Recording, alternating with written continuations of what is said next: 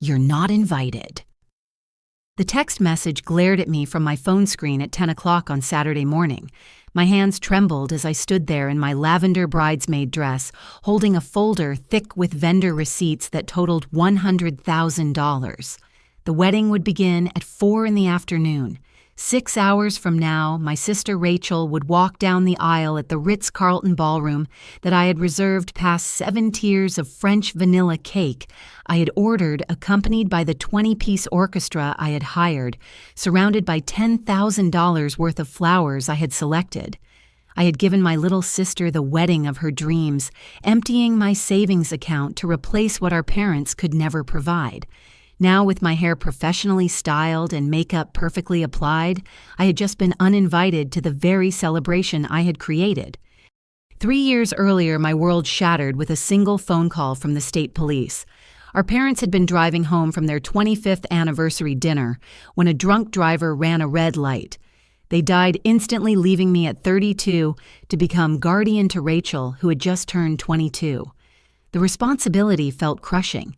But as I stood in that funeral home watching my baby sister sob uncontrollably, I made a silent promise to both her and our parents' memory that I would take care of her no matter what. Those first months tested every ounce of strength I possessed. I juggled 2 jobs while completing my MBA at night, determined to secure a better future for both of us. My position as a financial analyst at a tech startup barely covered our apartment rent, so I took on freelance consulting work on weekends. Rachel struggled with grief differently than I did, throwing herself into her undergraduate studies while battling depression. I became her rock, her therapist, her cheerleader, and the closest thing to a mother she had left. "You don't have to do this alone," Rachel had whispered one night as I sat at the kitchen table surrounded by spreadsheets and bills. "I can get a job help out more." "Your job is to finish school," I told her firmly, echoing what our mother would have said.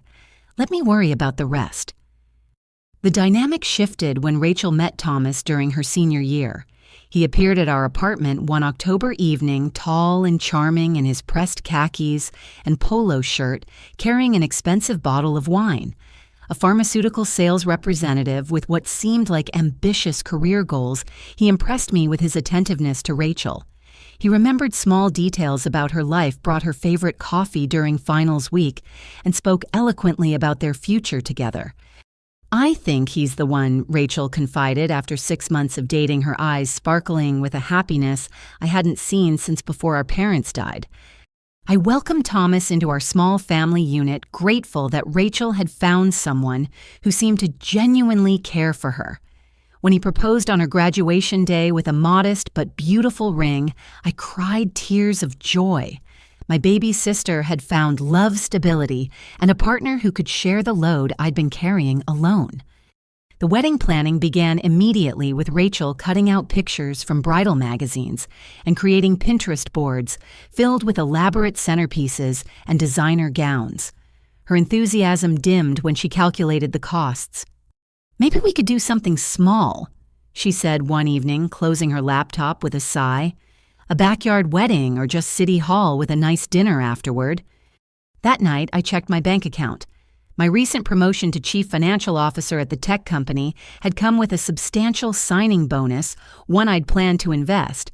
But watching Rachel try to shrink her dreams to fit her empty wallet broke my heart. Our mother had always talked about the elaborate wedding she'd throw for her daughters one day, describing the flowers, the music, the celebration of love surrounded by family. What if money wasn't an issue? I asked Rachel the next morning over breakfast. "Lynn, we can't afford fairy tales," she replied, stirring her coffee absently. "I got a bonus at work," I said, making the decision that would change everything. "A big one. Mom always wanted to give you a dream wedding. Let me do this for her for you." Rachel's eyes filled with tears. "I can't let you spend your money on my wedding." "It's not spending, it's investing." I insisted, reaching across the table to squeeze her hand. "Investing in your happiness, in honoring Mom and Dad. Please let me do this." The hug she gave me lasted so long I thought she'd never let go. "You're the best sister anyone could ask for," she whispered into my shoulder. We spent that afternoon planning every detail of what would become a six-figure celebration. I should have noticed the way Thomas's eyes lit up when Rachel told him about my offer, should have paid attention to how quickly he upgraded his expectations from modest to magnificent. But I was too caught up in Rachel's joy, too eager to give her everything our parents couldn't. As I stood there reading that crushing text message 3 years later, still clutching those receipts, my phone buzzed again. The sender wasn't Rachel. The messages had come from Thomas's phone, not my sister's, a detail that somehow made the betrayal cut even deeper. 6 months of wedding planning consumed my life in ways I never anticipated. Every Saturday morning while Thomas played golf with his buddies, Rachel and I would meet at coffee shops with binders full of vendor information. I had spreadsheets for everything: catering options, flower arrangements, music selections, photography packages. Rachel attended when her graduate school schedule allowed, but increasingly I found myself making decisions alone. "You have such better taste than I do," Rachel would say, rushing off to study for her social work exams. "Whatever you think is best." I threw myself into creating perfection. The venue search took 3 weeks of touring every upscale location within 50 miles. When we walked into the Ritz-Carlton's grand ballroom with its crystal chandeliers and marble floors, Rachel gasped audibly. "It's exactly like the magazine," she breathed, spinning around to take in the gilded mirrors and soaring windows. "It's $40,000 just for the space," I mentioned quietly, watching her face fall. "Oh, well, maybe we should look at—" "It's perfect," I interrupted, already calculating how to make it work. "You only get married once." The cake tasting became an event unto itself. 7 bakeries, 42 samples, and countless sugar crashes. Later, we found a French patisserie that created edible art.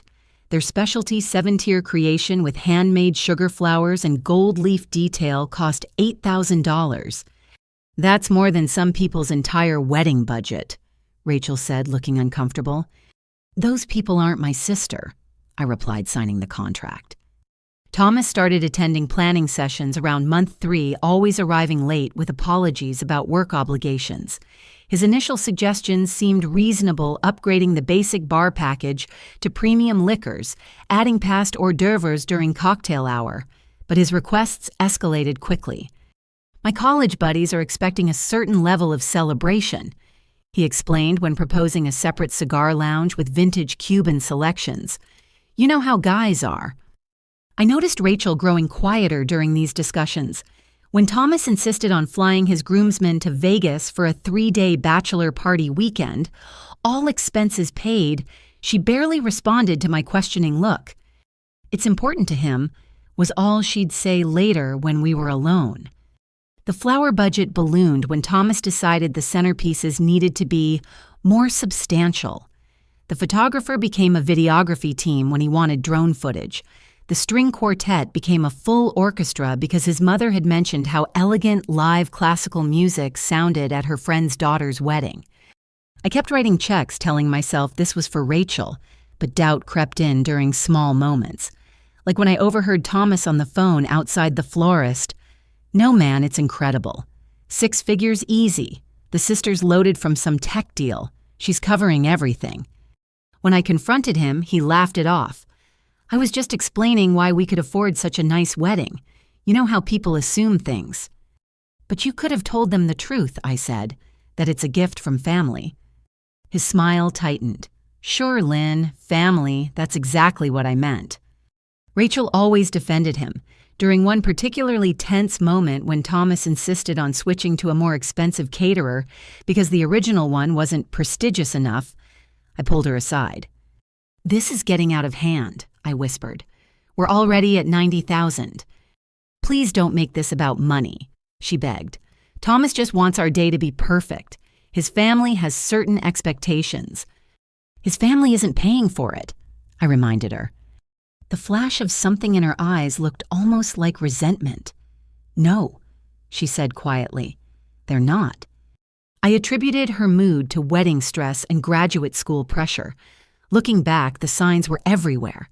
The way Thomas would whisper to Rachel during meetings, her shoulders tensing with each private word. How she stopped making eye contact when signing contracts. The forced smile when vendors addressed me as the wedding planner because I handled every detail. My assistant at work started joking about my second full-time job. "Another wedding call," she'd ask when my phone rang for the 5th time before lunch. Just confirming the transportation schedule, I'd explain already exhausted and the big day still months away. But I pushed forward, determined to give Rachel everything. When the final catering tasting required me to take a half day off work, I didn't complain. When the venue coordinator could only meet during my crucial board presentation, I rescheduled my meeting.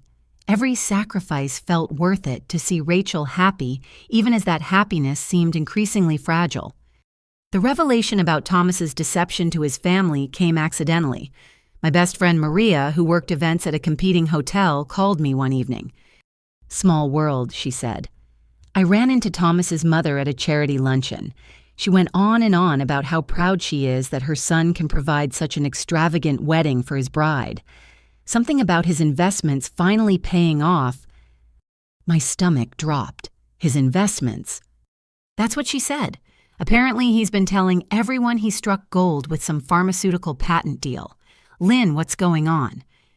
I sat in my car outside Rachel's apartment building for an hour that night, trying to decide whether to go upstairs and confront them.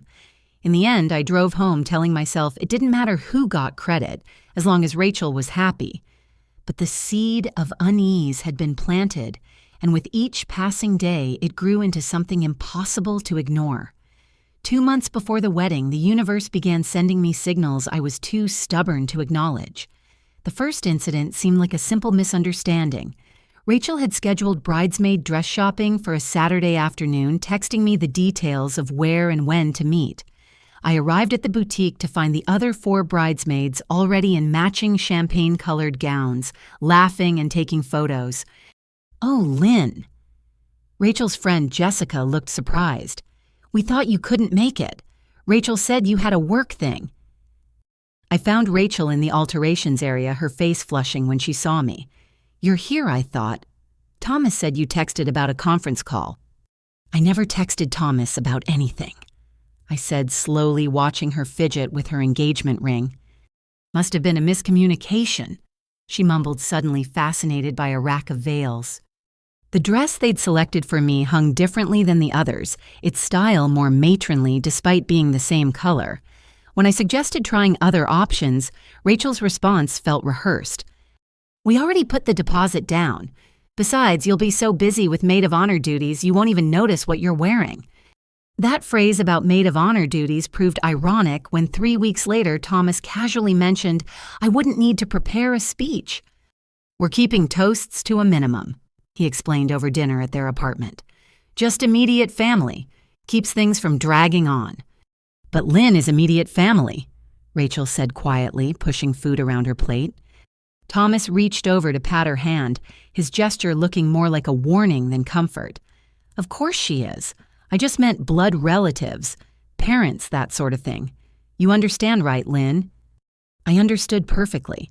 I was good enough to fund their dreams, but not important enough to speak at the celebration. "Whatever makes you both happy." I managed the words, tasting bitter. The venue situation escalated my concerns from mild to serious. I'd been getting email updates from the coordinator about every detail, linen colors, chair arrangements, timeline adjustments. Then suddenly, the email stopped. When I called to confirm a menu change, the coordinator seemed confused. "Mrs. Morrison already approved everything yesterday," she told me, using Thomas's mother's name. "Gloria was here." "Oh, yes, she's been wonderful. She said you'd transferred planning duties to her since you're so busy with work. She even brought her own clipboard." I drove to the hotel, immediately finding Gloria in the ballroom, directing staff on where to place the gift table. She wore a St. John suit and an expression of territorial satisfaction. "Lynn, darling." She greeted me with air kisses that didn't quite land. "Thomas mentioned you needed help with the overwhelming details. I'm happy to step in." "I don't need help," I said carefully, "but thank you for the offer." Her laugh tinkled like breaking glass. "Oh, sweetness, it's no offer. It's done." Thomas explained how stretched thin you are trying to juggle everything. Some people simply aren't equipped for event planning of this magnitude. Some people aren't paying for it. I shot back before I could stop myself. Gloria's smile never wavered, but her eyes hardened. Money isn't everything, dear. Breeding and taste matter so much more. Thomas understands that even if others don't. I found Rachel that evening at the library, supposedly studying but staring blankly at her laptop screen. When I told her about Gloria's takeover, she seemed to shrink into herself. "Thomas says his mother has experience with these things," she offered weakly. "Rachel, what's going on? Really going on?" She glanced around the empty study room as if Thomas might materialize from the shadows. "Nothing. Wedding stress. Gloria means well. She told the coordinator she's in charge now." "Maybe that's for the best," Rachel whispered. "You've done so much already." "I've done exactly what I wanted to do," I insisted. "Give my sister the wedding she deserves." Rachel's laugh sounded hollow. Deserves. Right. Because that's how life works. People get what they deserve. The conversation ended when her phone buzzed with Thomas's ringtone. She gathered her things quickly, mumbling about dinner plans. As she hurried away, I noticed she'd lost weight, her clothes hanging looser than they should. Stress, I told myself. Every bride went through it. My discovery of Thomas's business troubles came through professional channels. A colleague mentioned his company during a partners meeting, nothing positive. Curious, I did what any CFO would do and ran a basic background check. 2 lawsuits glared from the screen former business partners, accusing Thomas of embezzlement fraud and breach of fiduciary duty. Both cases settled out of court-sealed records, but the allegations painted a clear picture. I printed everything, my hands shaking as page after page revealed the man my sister planned to marry. A man who'd convinced 2 previous partners to invest their savings in pharmaceutical ventures that existed only on paper. A man whose sales record at his current job showed consistent underperformance masked by charm and excuses.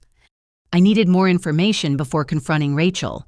That opportunity came when I overheard Thomas outside the country club after another wedding planning session.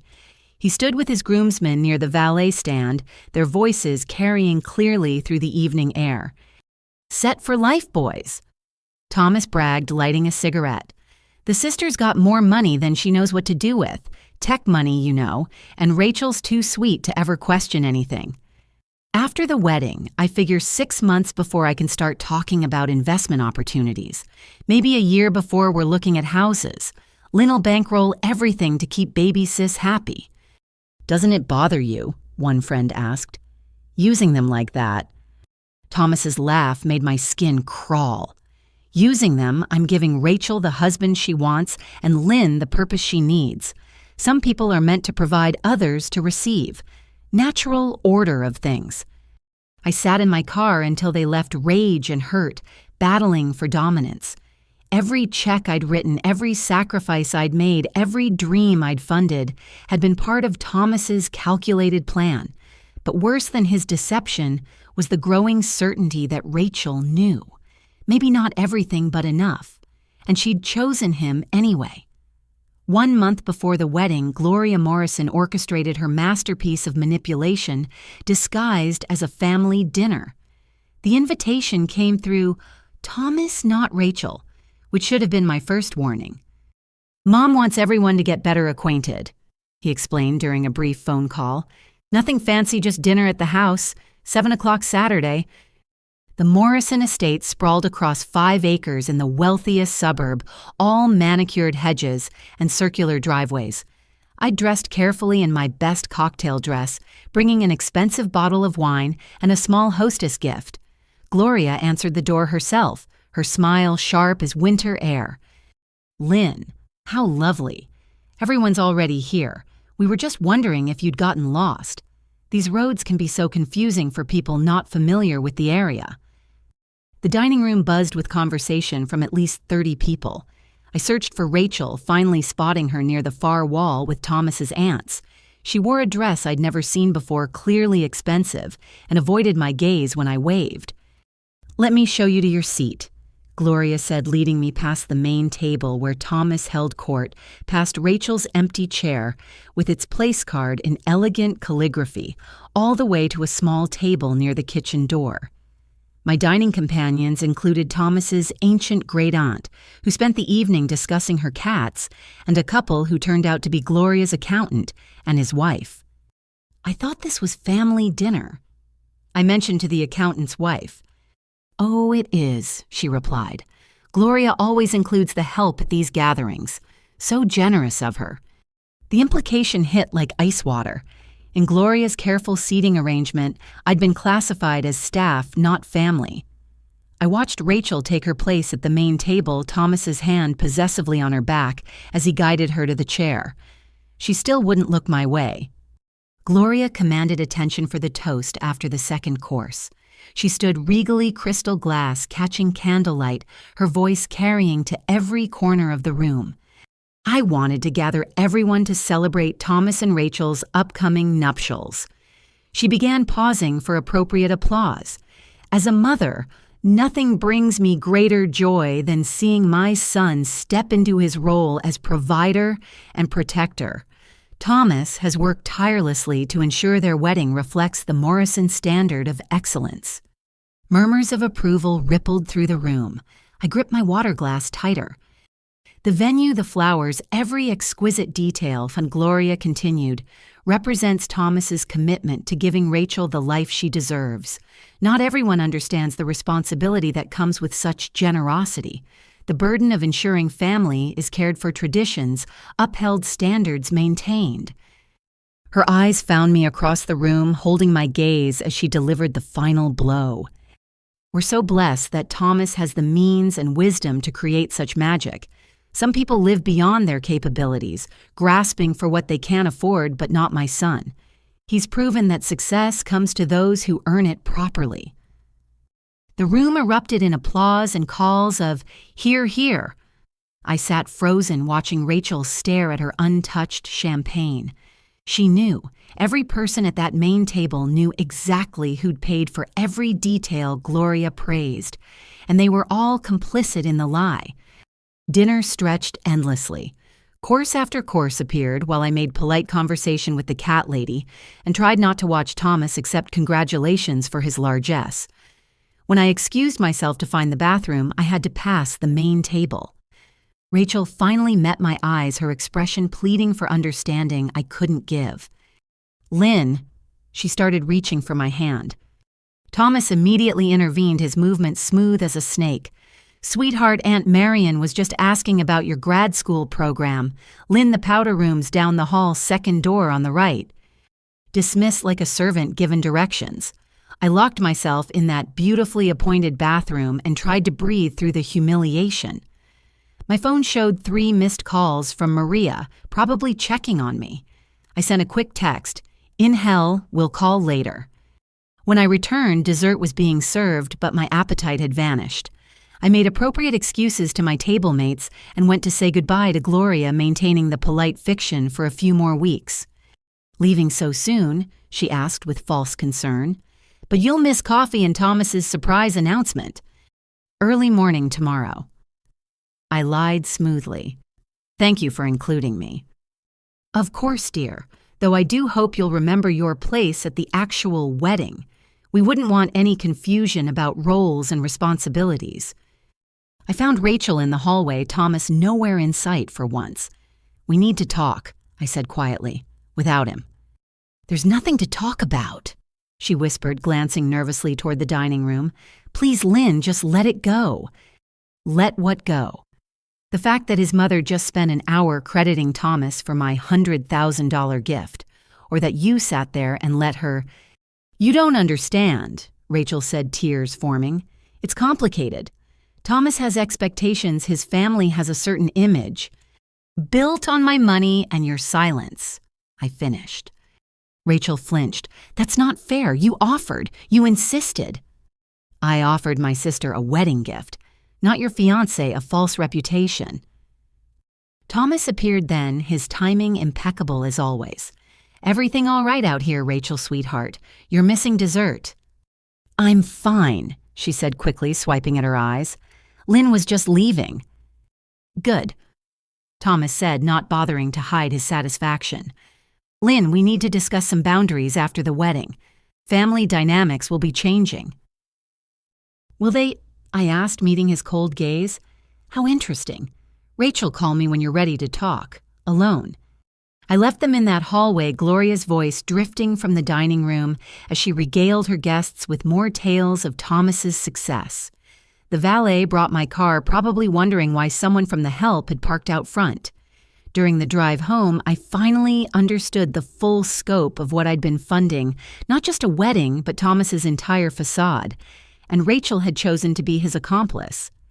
That night, I pulled out every contract, every receipt, every email chain related to the wedding. My name appeared on every single one as the responsible party. Not Thomas Morrison, successful pharmaceutical executive. Not Gloria Morrison, society matron. Just Lynn Chen, the sister foolish enough to believe money could buy happiness for someone determined to pursue misery. The lawsuits against Thomas took on new meaning. Those partners hadn't just lost money. They'd lost it to someone who crafted elaborate deceptions with the help of people who should have protected them, just as Rachel should have protected me. My phone rang near midnight. "Rachel." "Please don't hate me," she said without preamble, her voice thick with tears. "I don't hate you," I replied honestly, "but I don't understand you anymore.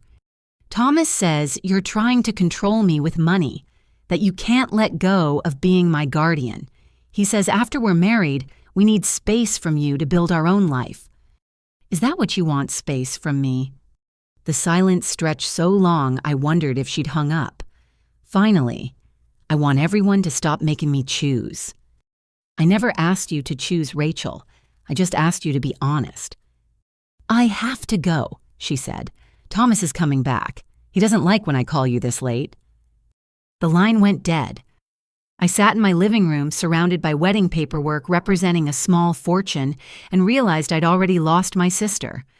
The wedding was just the funeral for our relationship, and I was paying for my own heartbreak. 1 week before the wedding, I made my final attempt to reach the sister I'd raised. Rachel agreed to meet me at our old coffee shop, the one where we'd planned her future after our parents died. She arrived 15 minutes late, constantly checking her phone wearing sunglasses despite the overcast sky.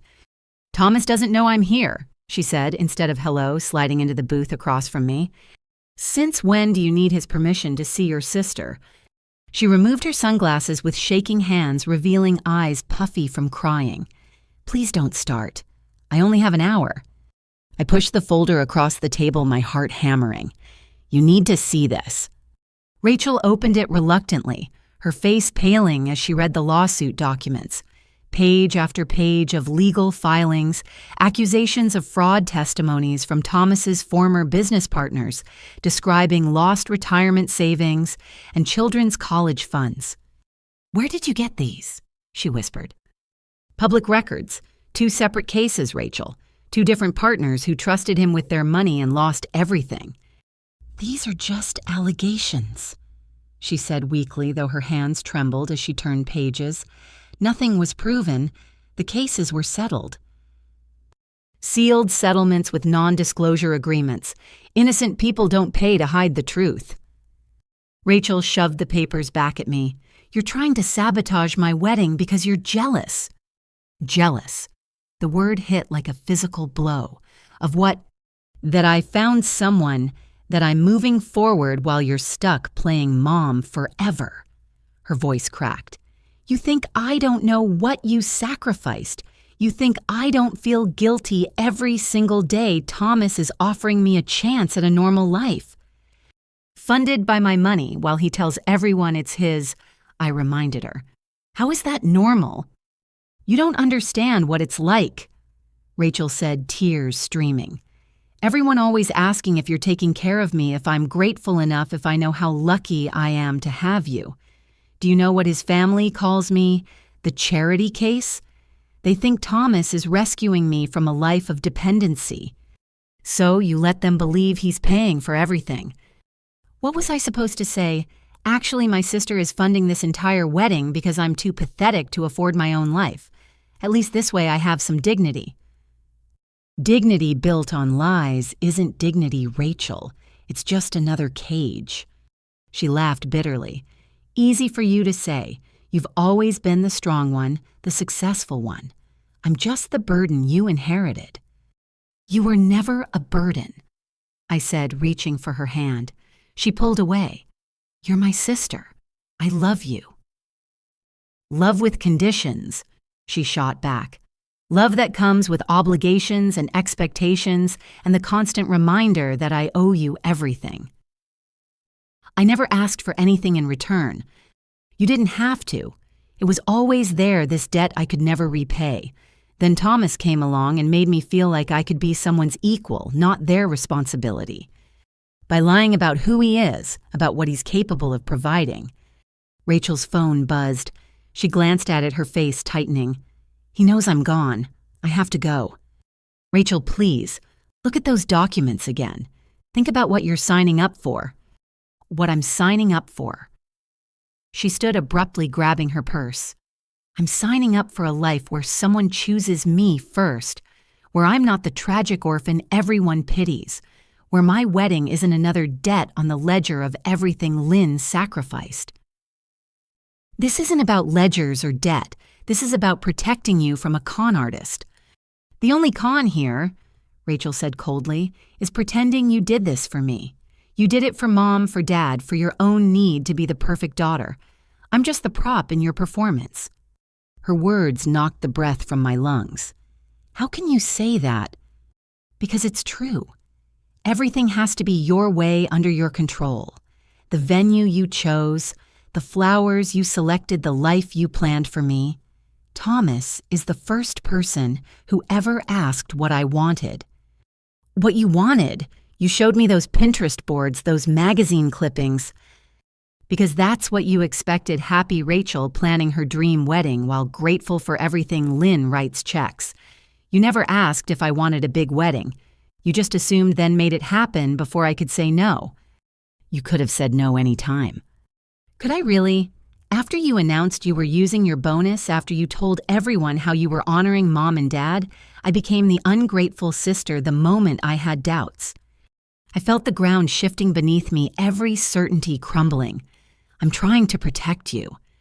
"From what?"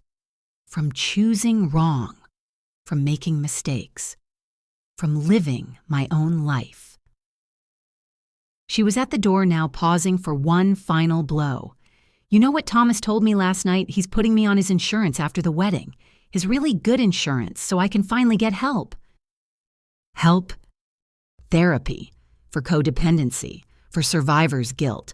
For all the ways you keeping me close has kept me from growing up." The door chimed as she left. I sat frozen, coffee growing cold, her accusations replaying in an endless loop. Was she right? Had my love become a prison? Had my protection prevented her growth? My phone rang. Thomas. "Whatever game you're playing ends now," he said without greeting. "Rachel's hysterical. You've upset her with your lies and manipulations." "My lies?" I laughed, sharp and bitter.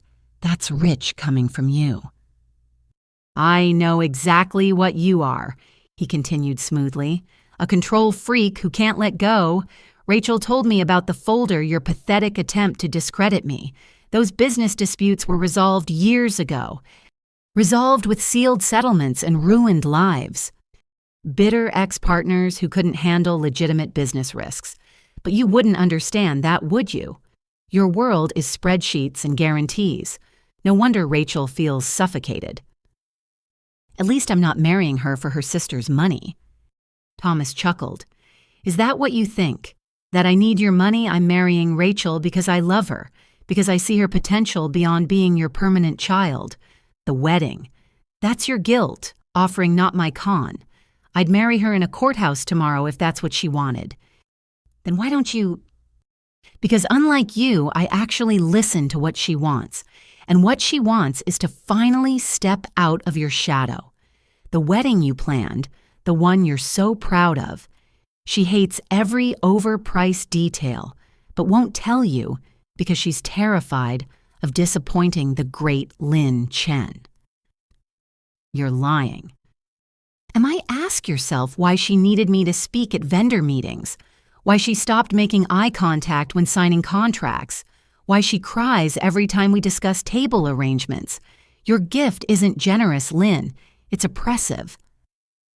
If she feels that way, why hasn't she told me the same reason she didn't tell you about the panic attacks or the antidepressants or the nights she stays awake feeling crushed by guilt? You've made yourself so essential to her survival that honesty feels like betrayal. You're manipulating her. I'm freeing her from you, from this sick dynamic where she'll never be more than the helpless little sister, from the life sentence of gratitude you've imposed. So yes, I let my mother believe I'm paying for the wedding. Yes, I take credit for your money, because for once in her life, Rachel gets to be with someone who doesn't see her as a charity case. I never... Save it. Thomas cut me off. Here's what's going to happen. You'll show up to the wedding, play your part, and then fade into the background where you belong. No speeches, no mother of the bride nonsense, no tearful sisterly moments. You'll be a guest, nothing more. I'm paying for everything. Which was your choice? A gift, you said. Well, gifts don't come with conditions or control. They certainly don't grant you ownership of our lives.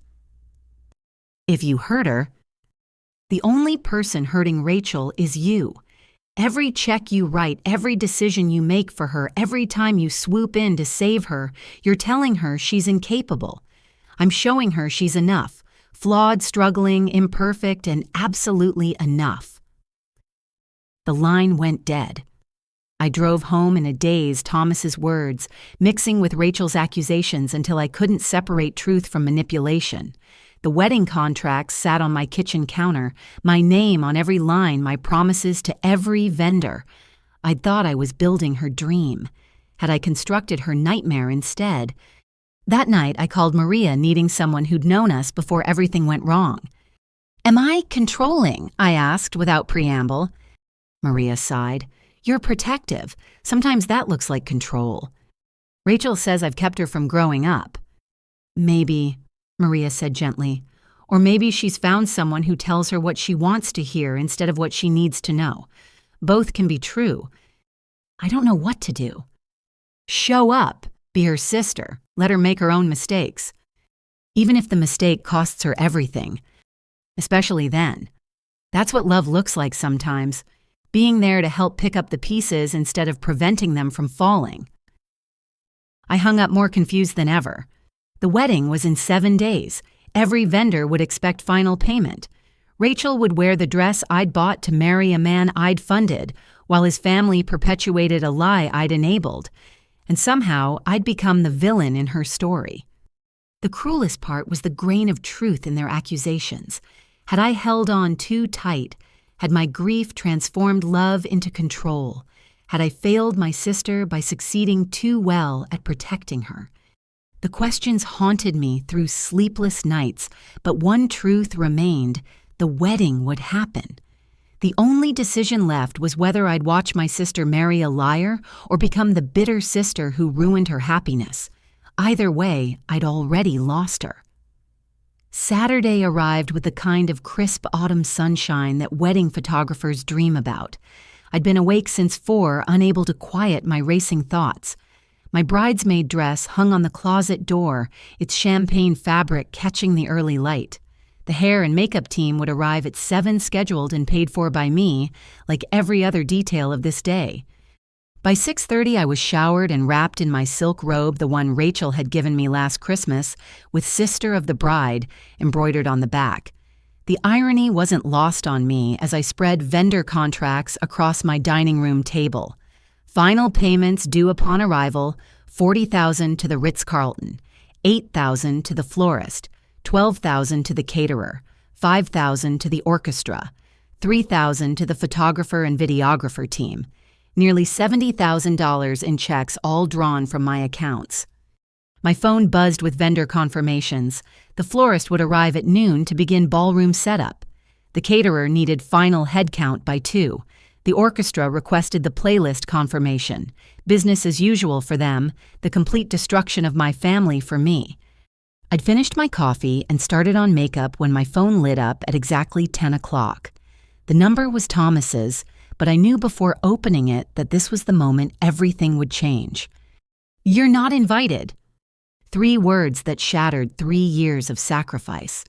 I stared at the screen, reading them over and over, waiting for a follow-up, a correction, an apology, anything that would make this make sense. Nothing came. I called Rachel, straight to voicemail, called again, same result. My hand shook as I dialed Thomas, and to my surprise, he answered on the second ring. "Ah, Lynn, I wondered how long you'd wait before calling." His voice dripped satisfaction. "What is this?" "It's clarity. Rachel and I discussed it last night, and we agreed your presence would add unnecessary tension to our special day." My presence, I planned every detail of this wedding. Thomas laughed, the sound sharp as broken glass. "Which is exactly why you're not needed anymore. The work is done. The checks can be delivered by courier." "You can't be serious." "Deadly serious." Mother felt and Rachel agreed that having you there would confuse the narrative. People might ask questions about your involvement, and frankly, that's not the story we want to tell. "The story? This is my sister's wedding." "No," Thomas corrected smoothly. "This is my wedding. To my wife. In my world. You're part of Rachel's past, the painful chapter she's closing. We've decided a clean break is healthiest for everyone." "Let me talk to Rachel." "She doesn't want to talk to you. This was actually her idea, you know.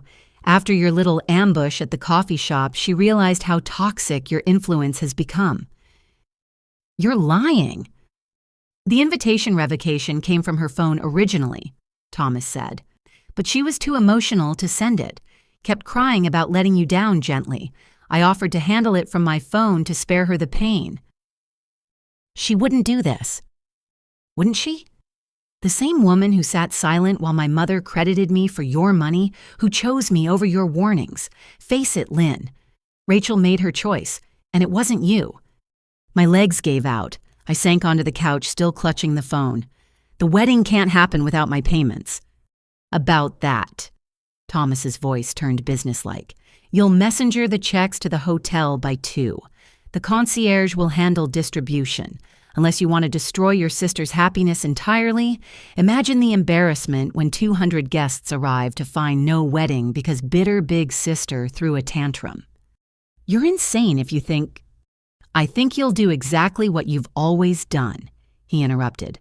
"Whatever's best for Rachel. And what's best is for you to accept your dismissal gracefully. Send the check, stay home, and let her start her new life without the weight of obligation you represent." "This won't work. People will ask where I am." "We've prepared for that. A sudden illness so unfortunate. Rachel will bravely carry on despite her sister's absence. Very touching, really. Mother's already practicing her sympathetic face." "You've thought of everything." "I'm protecting my wife from someone who refuses to let her grow. That's what husbands do." "What husbands do is lie to everyone about who's paying for their scam of a wedding." Thomas's laugh was cold. "The only scam here is you trying to buy relevance in Rachel's life. Newsflash, she doesn't need your money anymore. She has me, my insurance, my stability, my family's connections. You're obsolete." "Your stability. You mean the job you're barely hanging on to, the lawsuits you settled, the debts you're hiding. Ancient history that desperate people dig up when they're losing. You've lost Lynn. Accept it." "I want to hear this from Rachel." "What you want stopped mattering the moment Rachel chose me, but I'll tell you what. Send the checks by 2 and I'll make sure she calls you tomorrow. After our honeymoon, we can discuss limited contact moving forward. Birthdays, holidays, that sort of thing. Supervised, of course." "Supervised." "We can't have you filling her head with poison. Today's decision proves you can't be trusted with unfettered access." The rage that filled me burned cold and precise. "You're holding my sister hostage." "I'm protecting my wife from toxic family dynamics. There's a difference." "Let me be clear. I said, voice deadly calm. If Rachel wants me gone, I'll respect that. But I'll hear it from her, not you. You'll hear nothing. You'll send the checks like a good girl, and maybe we'll allow some form of relationship in the future. Push me, and I'll make sure she never speaks to you again. I'm very good at helping her see who truly supports her happiness. The line went dead. I sat in my living room, hair half-styled, makeup unfinished, holding $70,000 in checks, while my sister prepared to marry a monster. The revelation hit with perfect clarity. This had always been the plan. Use me for the money, then discard me before I could interfere with their fiction. My phone rang. Maria. Hey, just calling to wish you luck today with... She paused. Lynn, what's wrong? I've been uninvited, I said, voice hollow, to the wedding I paid for 10 minutes ago by text. Maria's sharp intake of breath carried through the phone. What? That can't be right. Thomas says it was Rachel's idea, that I'm toxic, that my presence would ruin their narrative. Lynn, listen to me. Where are you right now? Home, in my bridesmaid dress, holding checks they expect me to messenger over like some kind of servant. Don't send anything, I'm coming over. Maria. 20 minutes. Don't do anything until I get there. She hung up before I could protest. I stared at the checks, each one representing weeks of planning, choosing, organizing.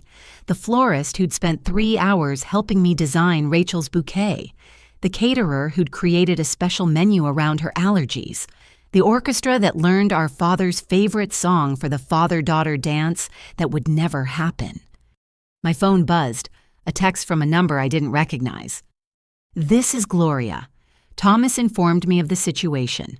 While I sympathize with your disappointment, I trust you'll behave appropriately. The checks are expected by 2. The wedding will proceed as planned with or without your cooperation. Some people understand their place in the world. I hope you're one of them. 10:15. The hair and makeup team would arrive at Rachel's hotel suite, soon the one I'd booked and paid for. They'd style her hair with the pearl clips that had been our mother's. They'd perfect her makeup while she sipped champagne and laughed with bridesmaids who'd made the cut. Would she think of me at all? Wonder why I wasn't there? Or would Thomas have some smooth explanation that made my absence seem like my choice? The doorbell rang. Maria stood there in workout clothes, having clearly rushed over. She took one look at my face and pulled me into a hug. Tell me everything, she said. Every detail. So I did. The text, Thomas's call, Gloria's threat. Maria listened, her expression darkening with each word. You're not sending those checks, she said when I finished. If I don't, there's no wedding. Rachel will be humiliated. Rachel humiliated herself the moment she let this happen. Lynn, they're using you. I know. No, I don't think you do. This isn't just about money. This is about power, control. They've isolated her, made her dependent on Thomas, and now they're eliminating the one person who might interfere. You think this is that calculated? Maria pulled out her phone. I need to show you something. Remember, I told you I work events at competing hotels. Well, I have friends at the Ritz-Carlton. One of them sent me this last week. She showed me a screenshot of an email from Gloria Morrison to the events coordinator dated 2 weeks ago. Please ensure all wedding documentation is updated to reflect Thomas Morrison as the primary contact. There may be some confusion day of regarding authority, but be assured that only Thomas or myself should be considered decision makers. The previous contact may attempt to interfere, but should be politely redirected. Thank you for your discretion in this delicate family matter. 2 weeks ago, I repeated numbly. They've been planning this for 2 weeks. At least, Lynn, this is a coup. They needed your money, but they also needed you gone before you could tell anyone the truth. What do I do? Maria smiled, and it wasn't a nice smile. You have contracts, legal contracts with your name on them. Every vendor has you listed as the responsible party. What time did Thomas say the wedding starts? 4 o'clock. And they need the final payments by 2 to set up. Maria's smile widened. What happens if those payments don't arrive? The wedding doesn't happen. Exactly. So the question is, Do you save the sister who betrayed you, or do you let her face the consequences of her choices?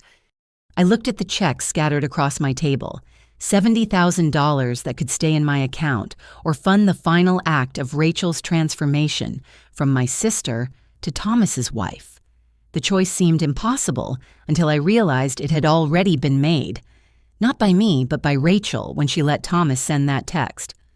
"I need to make some phone calls," I said quietly. Maria squeezed my hand. "I'll make coffee. This is going to be a long day." As I reached for my phone, one thought crystallized. They wanted me gone. They were about to learn exactly how gone I could be, and how much my absence would cost. I sat in my car outside the bank at 11 that morning, engine running checks laid out on the passenger seat like evidence in a crime I hadn't committed. Maria had left after helping me make a crucial phone call to my lawyer, Jonathan Rivers, who'd handled our parents' estate. He'd listened to the entire story with the patience of someone who billed $400 an hour, then delivered his assessment with surgical precision. "Legally, you're the contracting party for all services. The vendors have no obligation to provide anything without payment from you specifically. If you choose not to pay, they can't proceed with service. It's that simple." But Gloria's email to the venue, "Irrelevant. She's not on any contracts. Neither is Thomas. They can claim authority all day long, but without your signature or payment, they're just people making noise in a hotel lobby." Could they sue me? For what not gifting them $100,000, you made no written promise to pay for this wedding. Everything is at your discretion. What about Rachel? Could this damage her somehow? Jonathan's pause spoke volumes. "Lynn, I knew your parents. They'd be horrified by how Rachel's treating you. Whatever happens today is a consequence of her choices, not yours." Now I sat in the bank parking lot watching normal people go about their Saturday errands, oblivious to the bomb I was about to detonate in my sister's life. My phone showed 17 missed calls, 6 from Thomas, 5 from Gloria, 4 from numbers I didn't recognize, and 2 from Rachel's friend, Jessica. Nothing from Rachel herself. The text messages were more illuminating. "Thomas, the vendors are asking about payment. Send the checks now. Gloria." "This childish behavior is beneath you. Think of Rachel." Jessica, "Hey Lynn, Rachel's wondering where you are. She seems upset but won't say why." Unknown number, "This is the Ritz-Carlton events manager. We need the final payment by 2 p.m. to begin setup." I turned the checks over one by one. The florist who'd spent hours teaching me about flower language, helping me choose blooms that represented family and new beginnings. The caterer who'd sent 3 different versions of the cake samples when Rachel couldn't decide. The photographer who'd scouted locations for the perfect sunset shots. Good people who deserved to be paid for their work. But they'd be paid by the people who'd hired them, and that wasn't me anymore, was it? According to Thomas, this was his wedding, his day, his world. My phone rang. Jonathan. "I've been thinking," he said without preamble. "There's another angle here. Call each vendor, explain the situation. Offer them a choice: they can pursue Thomas and Gloria for payment since they're claiming ownership, or they can cancel services entirely. Most will choose cancellation over a legal battle. That seems cruel to the vendors. Cruel is letting someone steal credit for your generosity, then ban you from the celebration. This is just business." After he hung up, I made my decision. Not in anger, though I felt plenty of that. Not in revenge, though the thought had appeal. I made it from clarity, the kind that comes when someone shows you exactly who they are and what you mean to them. I called the Ritz-Carlton first. "This is Lynn Chen. I have the Morrison Chen wedding this afternoon." "Oh yes, Ms. Chen, we're all set for your arrival with the final payment." "There's been a change. I won't be providing payment." Silence, then carefully, "I see. May I ask why?" "The bride and groom have informed me I'm no longer welcome at the wedding. As I'm sure you understand, I can't pay for an event I've been banned from attending." "But the ballroom, the setup—" "I'm aware. Per our contract, you're welcome to pursue payment from Thomas Morrison or Gloria Morrison, who've claimed responsibility for the event. I'll email you their contact information. Miss Chen, we have 200 guests arriving at 4. Then I suggest you contact the Morrisons immediately. Thank you for your excellent service over these past months. I hung up and worked through the list. Each call followed the same pattern shock confusion, then professional acceptance. The florist was the hardest. But I've already loaded the truck, she said, voice small. $10,000 worth of arrangements. I'm so sorry, Patricia. You've been wonderful. But I can't pay for flowers I'll never see at a wedding I can't attend. What should I do with them? I thought of the shelter where Maria volunteered. I have a suggestion. There's a women's shelter downtown that would love fresh flowers. Would you consider donating them? I'll personally pay you $2,000 for your trouble and delivery costs. That's very kind. Yes, I can do that. One by one, I canceled my sister's dream wedding. The caterer agreed to donate the food to local shelters rather than waste it. The orchestra was disappointed but understood. The photographer kept the deposit and wished me well. By noon, I'd systematically dismantled 6 months of planning with 10 phone calls. My phone exploded with notifications. I turned it off, went inside the bank, and deposited every check back into my account. The teller smiled and wished me a lovely weekend. If only she knew. I drove home the long way past the Ritz-Carlton. No signs of wedding prep in the circular drive. No flower delivery trucks. No anxious wedding party members. Just regular Saturday afternoon traffic at a luxury hotel. Back home, I changed out of my bridesmaid dress and into comfortable jeans and a sweater. I poured a glass of wine, sat on my balcony, and turned my phone back on at exactly 2 o'clock. 47 missed calls, 83 text messages. The voicemails started playing automatically. Thomas furious. What have you done? The venue just called. Says you canceled. This is illegal. You can't do this. Gloria shrill. You horrible, vindictive girl. How dare you ruin Rachel's day? We'll sue you for everything. An unknown woman. Hi, this is Ashley from the Ritz-Carlton. Mr. Morrison is here demanding we honor the booking, but we can't without payment. He's very upset. Should we call security? Rachel, finally. Rachel sobbing, Lynn, please, I don't understand what's happening. They're saying there's no wedding. Please call me back, please. I'm sorry about the text, Thomas said. Just please call me. I listened to them all, each one painting a clearer picture of the chaos I'd created. By 2:30, Thomas had tried to pay with 3 different credit cards, all declined. Gloria had made a scene so dramatic that hotel security intervened. Rachel had locked herself in the bridal suite bathroom. The text from Maria made me smile. Friend at the Ritz says it's absolute pandemonium. Thomas tried to convince them to set up on credit. Gloria actually offered her jewelry as collateral. You did the right thing. At 3 o'clock, my doorbell rang. I ignored it. At 3:15, it rang again, and again, then knocking, then Thomas's voice. Lynn, open up. I know you're in there. We can fix this.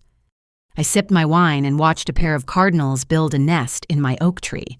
Life went on. Birds still built homes. The sun still shone. And somewhere across town, 200 wedding guests were about to arrive at a hotel with no wedding to attend. My phone rang. Jonathan. Heads up, Thomas just called my office threatening legal action. My assistant told him I don't work weekends and hung up. Thank you, Jonathan. Don't thank me yet. This is going to get uglier before it gets better. Are you prepared for that? I thought about Rachel's voicemail, the pain in her voice. They took my sister from me long before today. I'm just finally admitting she's gone. Your parents would be proud of you for standing up for yourself. Would they? Eleanor Chen once told me daughters were life's greatest gift and biggest challenge. She said the hardest part was knowing when to let go. I think she'd understand. After we hung up, I sat in the gathering dusk phone silent for the first time all day. Somewhere my sister was discovering that choices have consequences, that you can't build happiness on someone else's heartbreak, that when you choose a con artist over family, you gamble everything on a lie. The wedding gifts I'd bought Rachel sat in my closet. Our mother's pearl necklace restrung a photo album filled with pictures of our family, a letter I'd written about love and marriage and forever. She'd never see them now. Thomas had made sure of that when he sent his text. By 4 o'clock, when Rachel should have been walking down an aisle scattered with rose petals, I was making myself dinner. By 4:30, when the orchestra should have been playing our father's favorite song, I was eating alone at my kitchen table. By 5, when toasts should have been starting, I was washing dishes and planning my week ahead. The doorbell rang again at 5:30. This time I looked through the peephole. Rachel stood there in her wedding dress, makeup streaked with tears, still beautiful despite everything. She held her phone in one hand and her bouquet in the other, though where she'd gotten flowers was a mystery. "Lynn," she called through the door. "I know you're there. Please, let me explain." I pressed my forehead against the door, heart breaking all over again, but I didn't open it. Some boundaries once crossed can't be uncrossed. Some betrayals cut too deep for immediate forgiveness. "I'm sorry," she whispered, and I knew she meant it. But sorry didn't erase the months of deception. Sorry didn't undo the cruelty of that morning's text. Sorry didn't rebuild trust destroyed for a man who'd shown her exactly who he was, and she'd chosen him anyway. I returned to my balcony, wine refilled, and watched the sun set on what should have been her wedding day. My phone continued its electronic seizure of notifications, but I didn't check them. Tomorrow would bring its own battles. Tonight, I grieved the sister I'd lost and the family we'd never be again. At 2 that afternoon, while I sat in my car, making life-altering decisions, Thomas Morrison stood in the Ritz-Carlton lobby with the confidence of a man who'd never faced real consequences. According to the detailed account Maria's friend, Ashley, would later share, he arrived at 2:30 in his custom tuxedo groomsman, flanking him like an overdressed security detail. "Gentlemen," Thomas announced to the concierge, "we're here to inspect the Morrison wedding setup. Ballroom C." The concierge checked his screen, frowning. "I'm sorry, Mr. Morrison. I don't show any setup scheduled for Ballroom C today." "There must be a mistake." Thomas's smile tightened. "The Chen Morrison wedding. 4 o'clock ceremony." "Ah, yes, we have a note here." The concierge read from his screen, each word draining color from Thomas's face. "The contracting party, Ms. Lin Chen, called to cancel all services effective immediately. Without final payment, we cannot proceed with any setup." "Cancel?" Thomas's voice cracked. "That's impossible. I'm the groom. This is my wedding." "I understand, sir, but Ms. Chen is the sole name on all contracts. Only she can authorize services or provide payment." "Then process the payment now." Thomas pulled out his wallet, producing a credit card with a flourish. "Whatever the amount, charge it." The events manager appeared, having been alerted to the developing situation. Susan Hartley was a 40-year veteran of wedding disasters, but even she seemed unprepared for this. "Mr. Morrison, the final payment due is $68,000. We'd need full payment to begin setup, and we're already behind schedule if you want to maintain a 4 o'clock start time." 68. Thomas swayed slightly. "Just for the venue. That includes catering, service staff, setup, breakdown, and all contracted additions you requested. The cigar lounge premium bar package, additional past hors d'oeuvres." "Fine, run the card." Susan processed it professionally. It declined. "Must be a limit issue," Thomas said, producing another card. "Try this one." Also declined. By the third card, sweat beaded on Thomas's forehead despite the hotel's aggressive air conditioning. His groomsmen exchanged uncomfortable glances, probably calculating their own financial exposure for the bachelor party weekend Thomas had promised to reimburse. "Perhaps you'd like to call your bank," Susan suggested gently. "Or you could call Lynn and fix this misunderstanding," the best man added, earning a vicious glare from Thomas. "There's no misunderstanding. This is a vindictive attack." Thomas's mask slipped, revealing the ugly desperation beneath. "She can't do this. We have 200 guests arriving. The flowers, the cake." "About that," Susan interrupted. "The florist called to confirm they wouldn't be delivering. The caterer as well. Without Ms. Chen's authorization, I don't need her authorization. This is my wedding." His shout echoed through the marble lobby. Other hotel guests paused to stare. Security guards shifted closer, ready to intervene. "Sir, please lower your voice," Susan said firmly. "Perhaps we should discuss this in my office." "I'm not going anywhere until this is fixed." Thomas pulled out his phone, stabbing at it viciously. "Mom, get down here now. Bring your checkbook." While Thomas made increasingly frantic calls, word spread through the wedding party. Bridesmaids in robes gathered in the bridal suite, voices rising in confusion and alarm. Jessica would later describe the scene. "Rachel kept saying Lynn would never do this, there had to be a mistake. But when she tried calling, Lynn didn't answer. That's when we found out about the text Thomas sent from his phone. Rachel went white. She locked herself in the bathroom and wouldn't come out. Gloria Morrison arrived at 3:15 in full mother-of-the-groom regalia, her fury preceding her like a storm front. She swept into the lobby, took one look at her son's panicked face, and turned on Susan like an avenging angel. "What kind of establishment are you running?" Gloria's voice could have etched glass. "We are the Morrison family. We don't get refused service." "Mrs. Morrison without payment." "Then take payment." Gloria opened her purse, producing a checkbook. "How much?" $68,000, ma'am." Gloria's pen hesitated. "That's substantial." "It's the contracted amount for all services. We'd also need additional fees for rush setup as we're now significantly behind schedule." "This is extortion."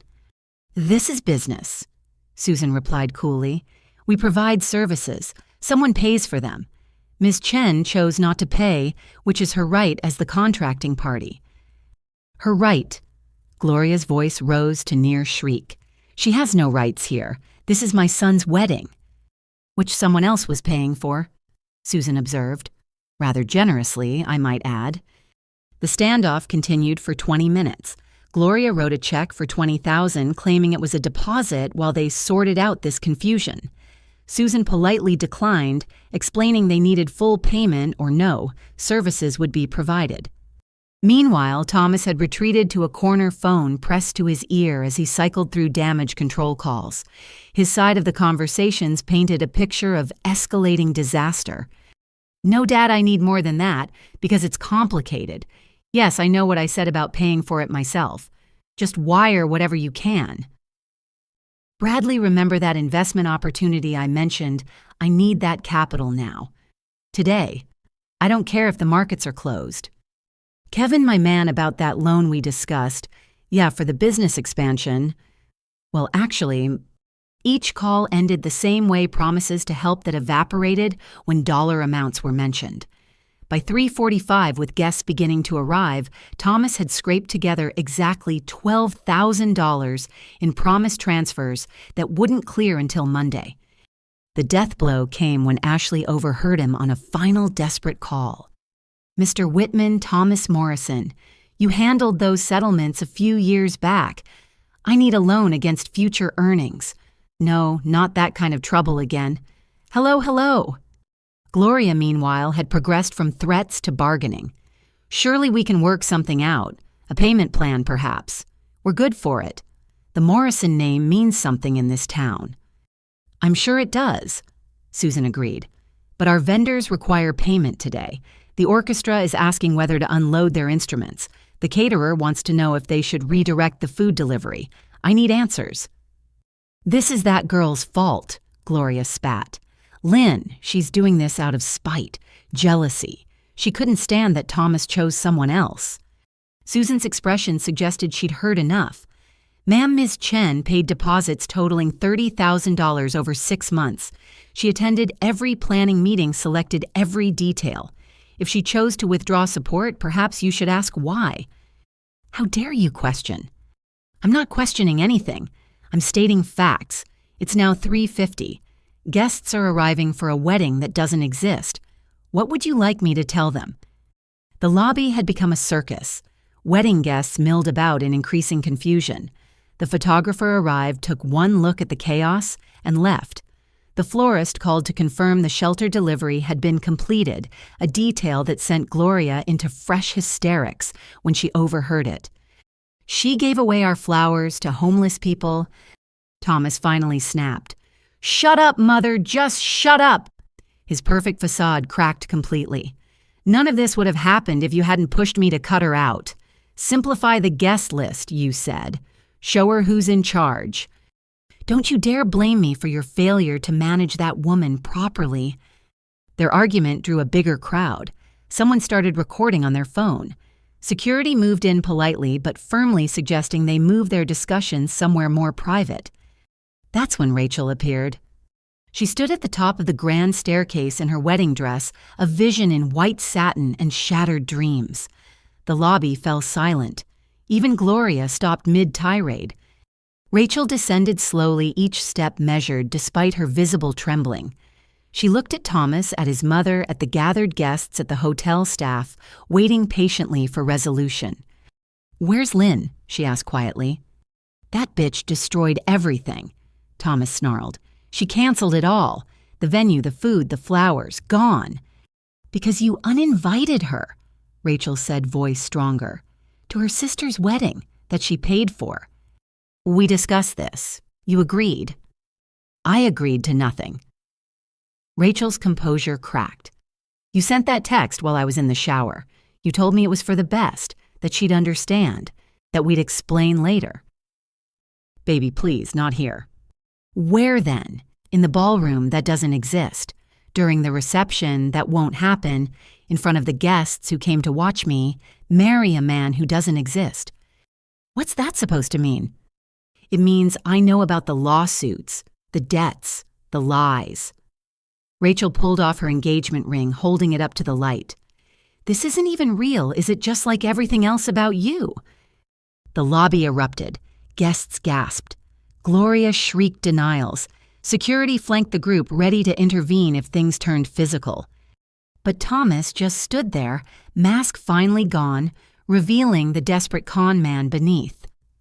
"Rachel, sweetheart, let's discuss this privately." "Discuss what?" "How you convinced me to betray the only family I have left.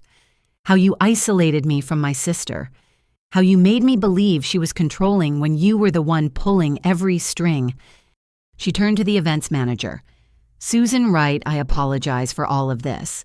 Please bill any cancellation fees to Thomas Morrison. After all, he's the successful businessman who funded this whole affair. Right, Gloria?" With that, Rachel walked out of the Ritz-Carlton, still in her wedding dress, leaving Thomas to face 200 confused guests and a hotel demanding $68,000 he'd never had.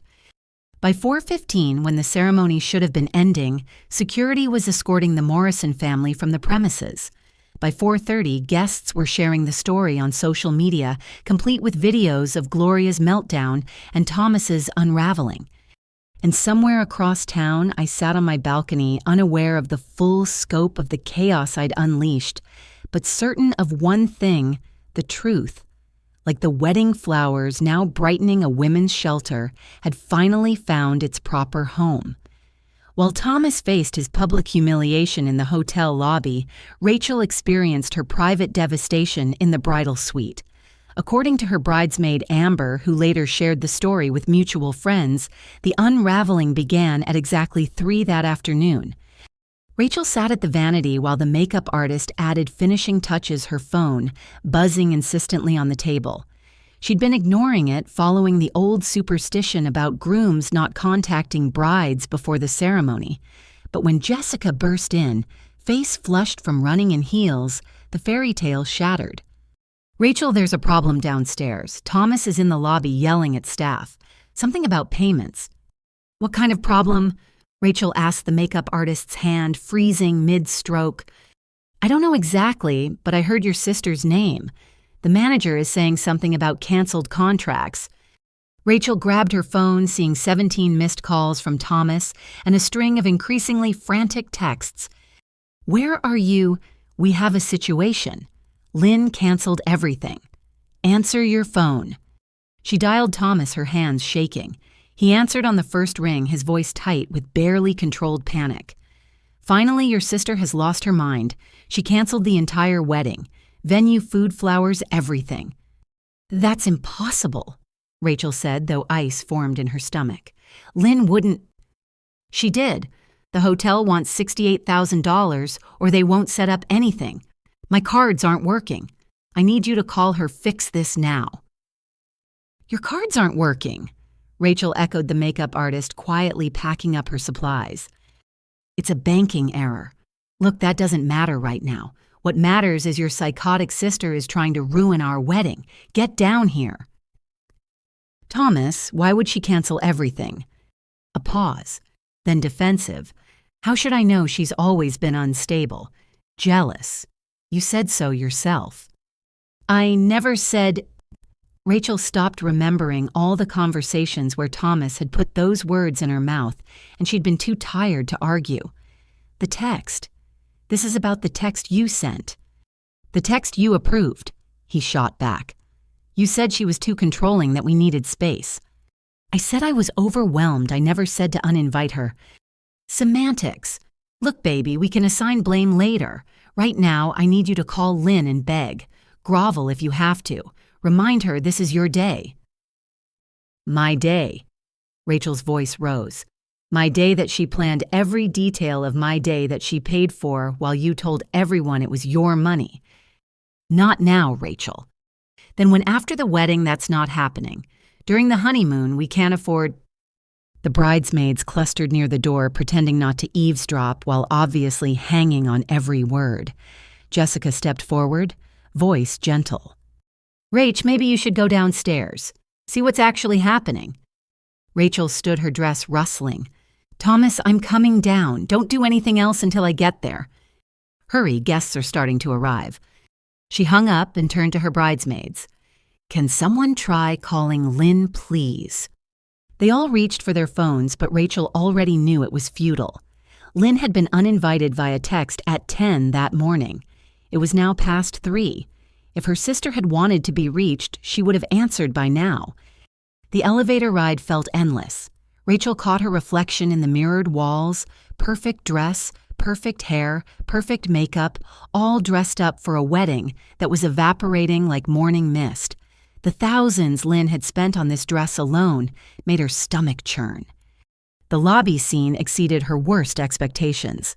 Thomas and Gloria stood near the concierge desk, both talking over each other to a patient hotel manager. Wedding guests milled about in confusion. Someone's child ran past in a flower girl dress, oblivious to the adult drama. Rachel, Gloria spotted her first. Thank God, talk sense to these people. They're being completely unreasonable. Mrs. Morrison. The manager interjected. We're being professional. Services require payment. Without it, we cannot proceed. But Lynn paid deposits, Rachel said. Substantial deposits. Yes, which covered preliminary costs. The balance of $68,000 was due today. Ms. Chen informed us this morning she would not be providing payment and canceled all services. This morning, after the text, Rachel turned to Thomas. Show me your phone. What? Your phone. Show me the text you sent Lynn. This isn't the time. Show me the text, Thomas. He reluctantly pulled out his phone, scrolling to the message. Rachel read it, each word a nail in her relationship's coffin. You're not invited. 3 words that had destroyed everything. You sent this at 10, she asked quietly. We agreed she was causing too much stress. I was in the shower. You sent this while I was in the shower, then told me it was handled. I thought you meant you'd talked to her about boundaries, not banished her entirely. Same difference. Same difference. Rachel's voice could have frozen hell. The woman who raised me, who paid for all of this, and you thought banning her was the same as setting boundaries. Can we discuss this later? Gloria interjected. The immediate problem is salvaging the wedding. There is no wedding, Susan the manager said firmly. Without payment, we cannot provide any services. The ballroom remains locked. The caterer has been redirected. The flowers have been donated to charity. Donated. Rachel felt hysteria building. She donated my wedding flowers. To a women's shelter, I believe. Ms. Chen was quite specific. Rachel laughed, the sound sharp and brittle. Of course she was. Lynn's always specific, always thoughtful. Even in her anger, she made sure beauty went somewhere it would be appreciated. "This isn't funny," Thomas snapped. "No, it's not. It's tragic." Rachel looked around the lobby, seeing familiar faces watching the show. All these people came to watch me marry the man of my dreams. Instead, they're witnessing the nightmare he created. "Rachel, please, not here." "You're right, not here." She gathered her skirts, preparing to leave. "Jessica, can you please inform the guests that the wedding is canceled? Thomas will explain why." "Where are you going?" Thomas grabbed her arm. "We can fix this. Call Lynn. She'll cave if you cry enough." Rachel jerked free. "The only person I want to cry to is the sister you made me betray, but she won't answer my calls and I don't blame her." "This is all a misunderstanding," Gloria proclaimed to the growing audience.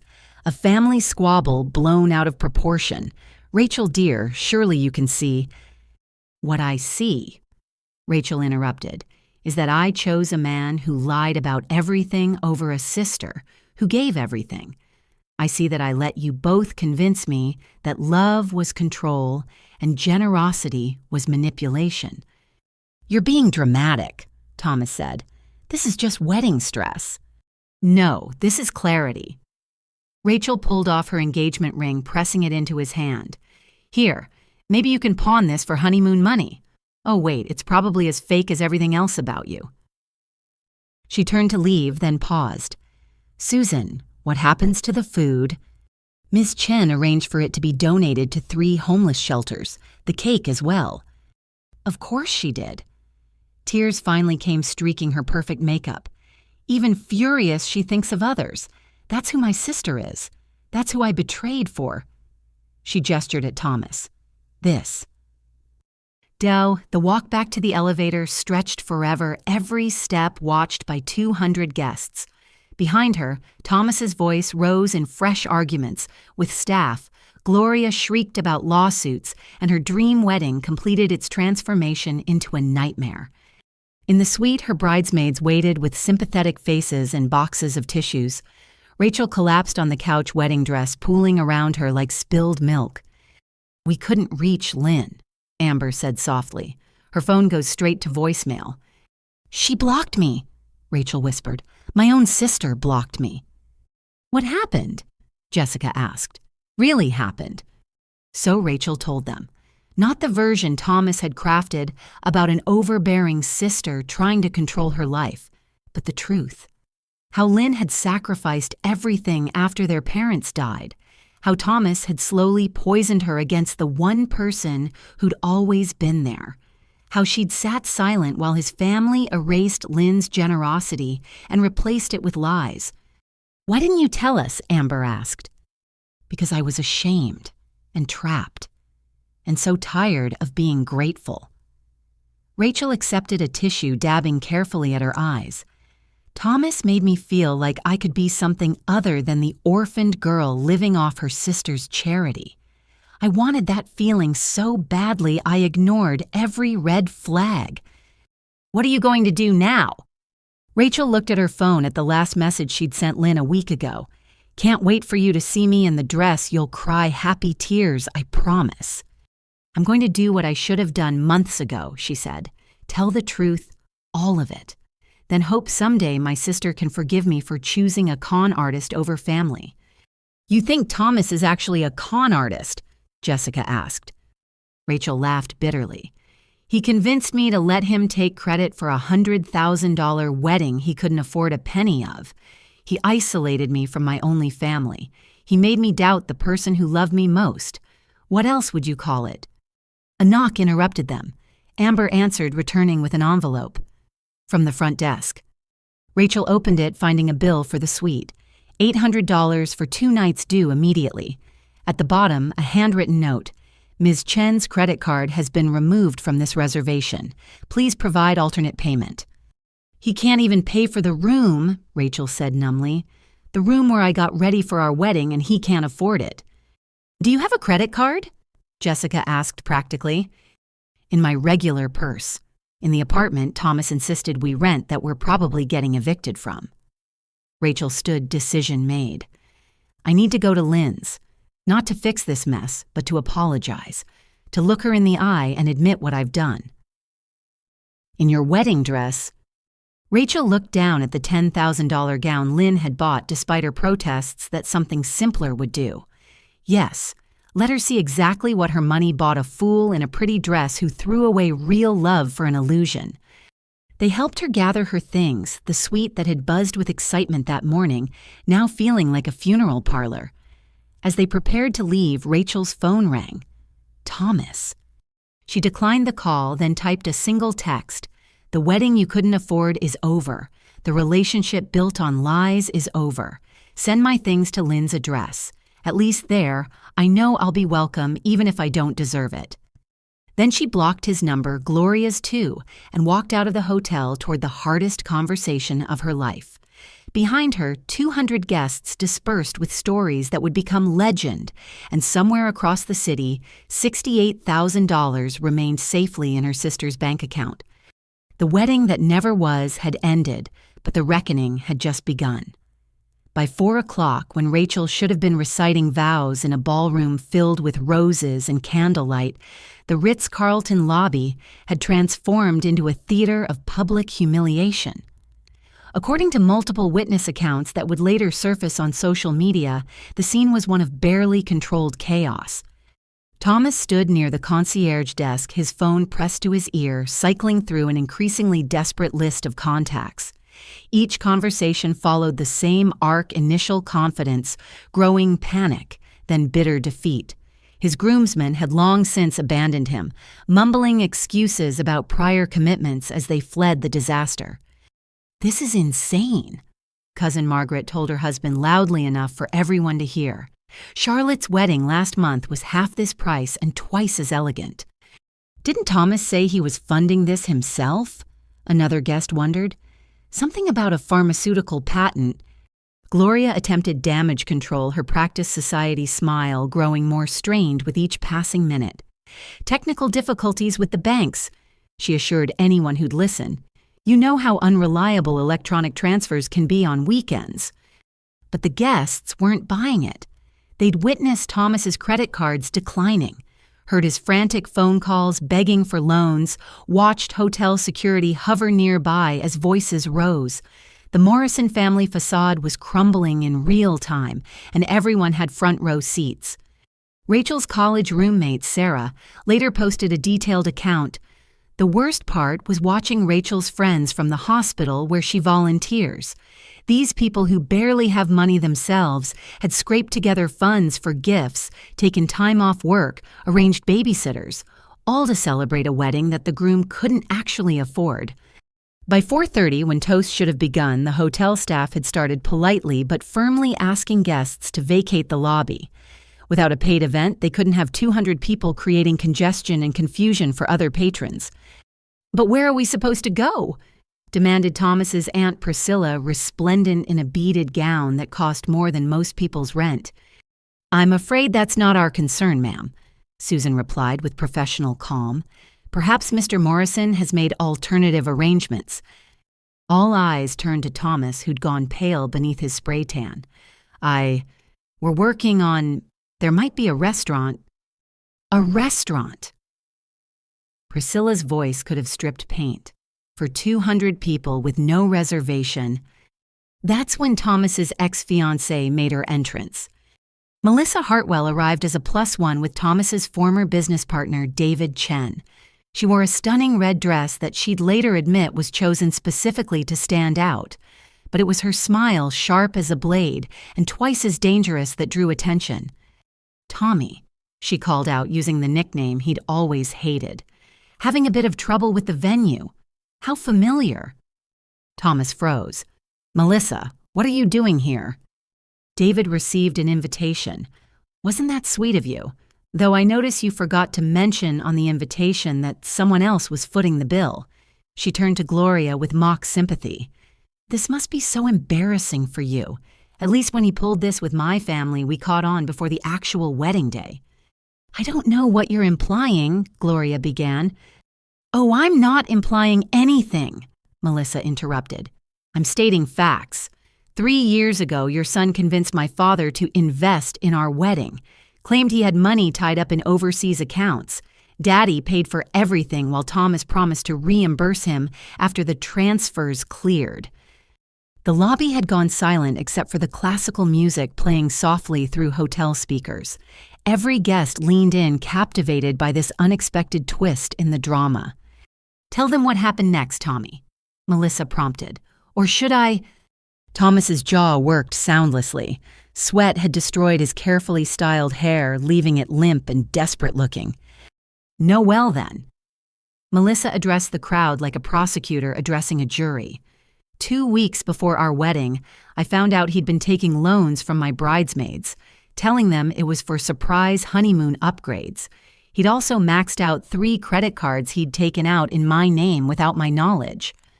Gasps rippled through the assembled guests. Someone whispered, "Identity theft."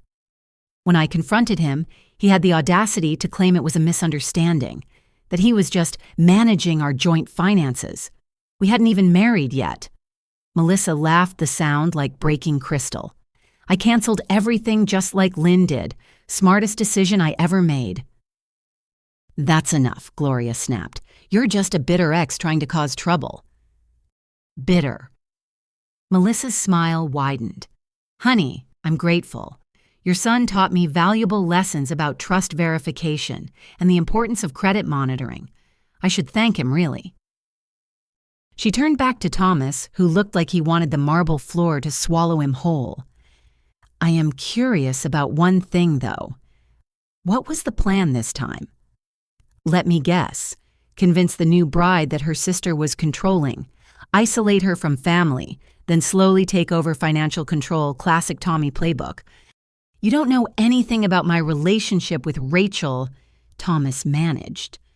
"I know she's standing behind you in a wedding dress that cost more than you make in 3 months, Melissa observed. "Oh wait, that's not Rachel, that's..." Everyone turned to see Rachel entering the lobby still in her wedding gown, but now accompanied by her bridesmaids. She'd clearly been crying, but her chin was raised shoulders square. The crowd parted as she approached the center of the chaos. "There is no relationship," Rachel announced clearly. "Not anymore." "Baby, please." Thomas started toward her. "This is all a misunderstanding. Melissa is lying." "Like you lied about funding our wedding, like you lied about your business success, like you lied about loving me when all you really loved was my sister's money." The crowd had formed a circle now, guests holding up phones to record what was clearly going to be social media gold. Gloria tried to intervene, but Rachel raised a hand to stop her. "No, Gloria, you've said enough. For months you've acted like Thomas was doing me a favor by marrying me, like I should be grateful someone of his caliber would choose an orphan with no family money." "I never said..." "October 15th, Rachel continued, "at the country club. You told Mrs. Pemberton that Thomas was so generous to take on a girl with baggage. November 3rd at the engagement party, Lynn paid for you, introduced me as Thomas's charity case. December 10th. "Enough," Gloria's composure finally cracked. "Yes, I had concerns any mother would. You came with nothing." "I came with a sister who loved me enough to give me everything," Rachel shot back, "and I repaid her by letting you and your son turn me against her." She looked around the room, making eye contact with as many guests as possible. "Everyone here should know the truth. Lin Chen, my sister, paid for every single element of this wedding.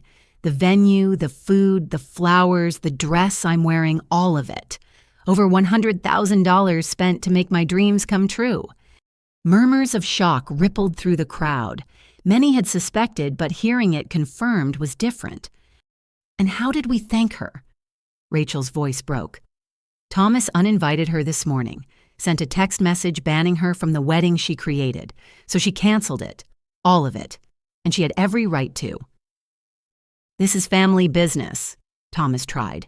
"We don't need to air it publicly."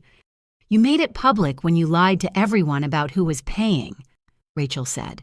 "When you let your mother give toasts praising your generosity. When you stood by while my sister was erased from her own gift."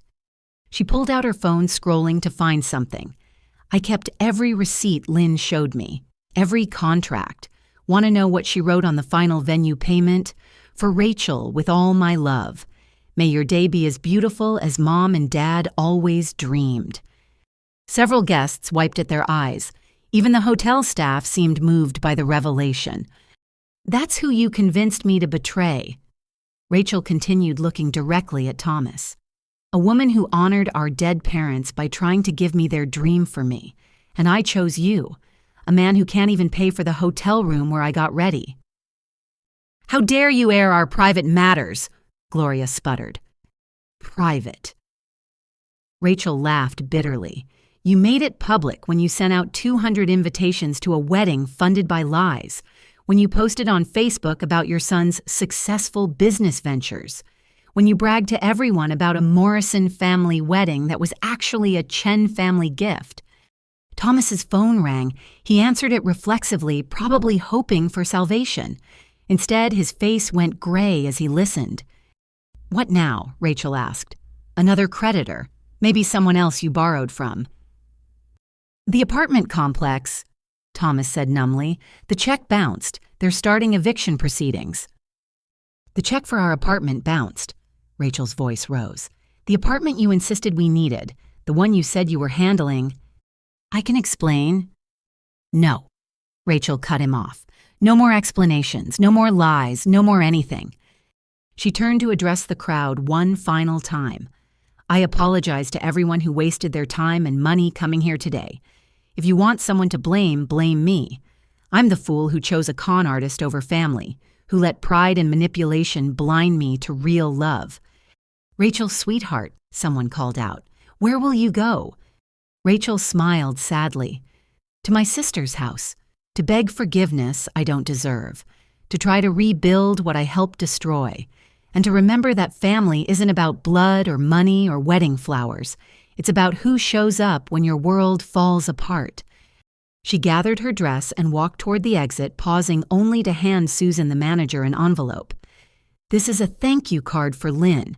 When she contacts you about final billing, please give it to her. Tell her... Rachel's voice broke. Tell her I know sorry isn't enough, but it's where I'm starting. The crowd watched in stunned silence as Rachel left, followed by her bridesmaids. Thomas started after her, but David Chen stepped into his path. Let her go, David advised. Haven't you done enough damage? This isn't over, Thomas snarled. I'll sue Lynn for breach of contract, intentional infliction of emotional distress. She'll pay for humiliating me. Melissa laughed. With what lawyer you couldn't afford a parking ticket, much less a lawsuit? Besides, discovery would be fascinating. I'm sure Lynn kept excellent records of every penny she spent on your behalf. The crowd began dispersing, guests murmuring among themselves as they headed for exits. Some stopped to take selfies in the opulent lobby, captioning them with variations of, attended the wedding that wasn't, and money can't buy class. Gloria made one last attempt at spin control. This is all a terrible misunderstanding that spiraled out of control. The Morrison family regrets any inconvenience. The Morrison family, Priscilla interrupted. Gloria, your son just embarrassed us in front of everyone who matters in this city. Don't you dare invoke the family name. Within an hour, wedding scam drama was trending locally. Videos of Thomas's meltdown, Rachel's speech, and Melissa's revelations went viral. Someone creative edited together a montage set to Gold Digger, which gained 10,000 views in its first hour. By 6 that evening, when the reception dinner should have been served, Thomas sat alone in the hotel bar, his tuxedo rumpled, and his credit card still declined. Gloria had abandoned him after his aunt threatened to have her removed from the family trust. His groomsmen wouldn't return his calls. The bartender who'd witnessed the entire afternoon's drama set down a glass of water. Rough day. Thomas laughed hollowly. You could say that. For what it's worth. The bartender said, that sister sounds like good people. Paying for her family's wedding, then donating everything to charity when they did her wrong, that's class. You don't understand, Thomas began. I understand plenty, the bartender interrupted. I've seen a lot of weddings here. The ones that last, they're built on truth. The ones that don't." He gestured at Thomas. "Well?" Thomas's phone buzzed. A text from his landlord. "Locks changed per eviction notice. Your belongings will be in storage. Pay $500 to retrieve." He stared at the message, finally understanding that his carefully constructed house of cards hadn't just fallen, it had been obliterated. The woman he'd thought would be his meal ticket was gone. The reputation he'd built on lies was destroyed. The family who'd enabled him had abandoned him. And somewhere across the city, Lin Chen sat on her balcony with a glass of wine, completely unaware that her simple act of self-respect had triggered an avalanche that buried Thomas Morrison's delusions forever. By 6 that evening, the Ritz-Carlton lobby had become a ghost town compared to the earlier circus. The elegant space that should have hosted celebration now witnessed the final act of Thomas Morrison's spectacular fall from grace.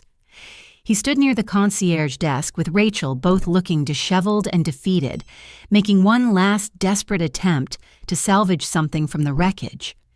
I sat in my living room, finally answering my phone after hours of silence. Maria was with me, having arrived with Thai food and a bottle of wine, determined to keep me company through whatever came next. When Thomas's number appeared on my screen, I almost declined again. But something, maybe morbid curiosity, maybe the need for closure, made me answer. "Lynn." His voice had lost all its usual smooth confidence. "Thank God, we need to talk." "We don't need to do anything," I replied calmly. "You made that clear this morning." Maria leaned closer, and I put the phone on speaker so she could hear. "That was a mistake," Thomas rushed on. "A huge misunderstanding. We were stressed, not thinking clearly." "You were thinking clearly enough to send a text uninviting me from a wedding I paid for." "About that," Thomas's tone shifted, trying for authoritative. "What you did today was illegal, breach of contract. I've already spoken to my lawyer." Maria rolled her eyes. I almost smiled. "Your lawyer?" I asked. "The same one who handled your fraud settlements." Silence. Then, with forced bravado, "Those were business disputes completely unrelated. The point is, you made verbal promises to multiple vendors. That's binding. You'll be liable for damages."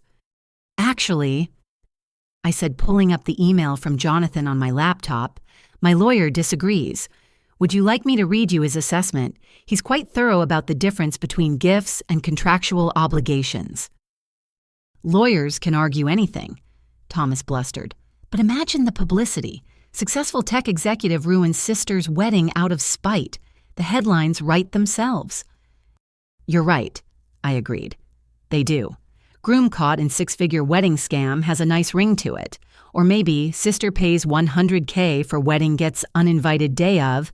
I'm sure the business journals would love to investigate your pharmaceutical patent success too." Another pause. When Thomas spoke again, his desperation was naked. "What do you want?" "Nothing. I wanted to attend my sister's wedding. You made that impossible, so I made the wedding impossible. We're even." "Even?" His voice cracked. "You humiliated us in front of everyone. Gloria's been disowned by her family. I'm being evicted. Rachel's a mess." "Put her on." "What?" "Put Rachel on the phone. Or is she too busy being controlled by you to speak for herself?" Shuffling sounds, whispered argument, then Rachel's voice, thick with tears. "Lynn!" My heart clenched despite everything. "Rachel, I'm sorry," she burst out. "I'm so sorry. I didn't know about the text until after. Thomas said, but it doesn't matter what he said. I should have stopped it. Should have stood up for you. Should have chosen your family over a con man," I finished quietly. "Yes," she whispered. "Yes, exactly that." Maria squeezed my hand in silent support. "Do you know why I canceled everything?" I asked. "Because we hurt you. Because we used you. Because I let Thomas and his mother turn me into someone horrible." "All true," I acknowledged. "But mostly because I realized I wasn't losing you today.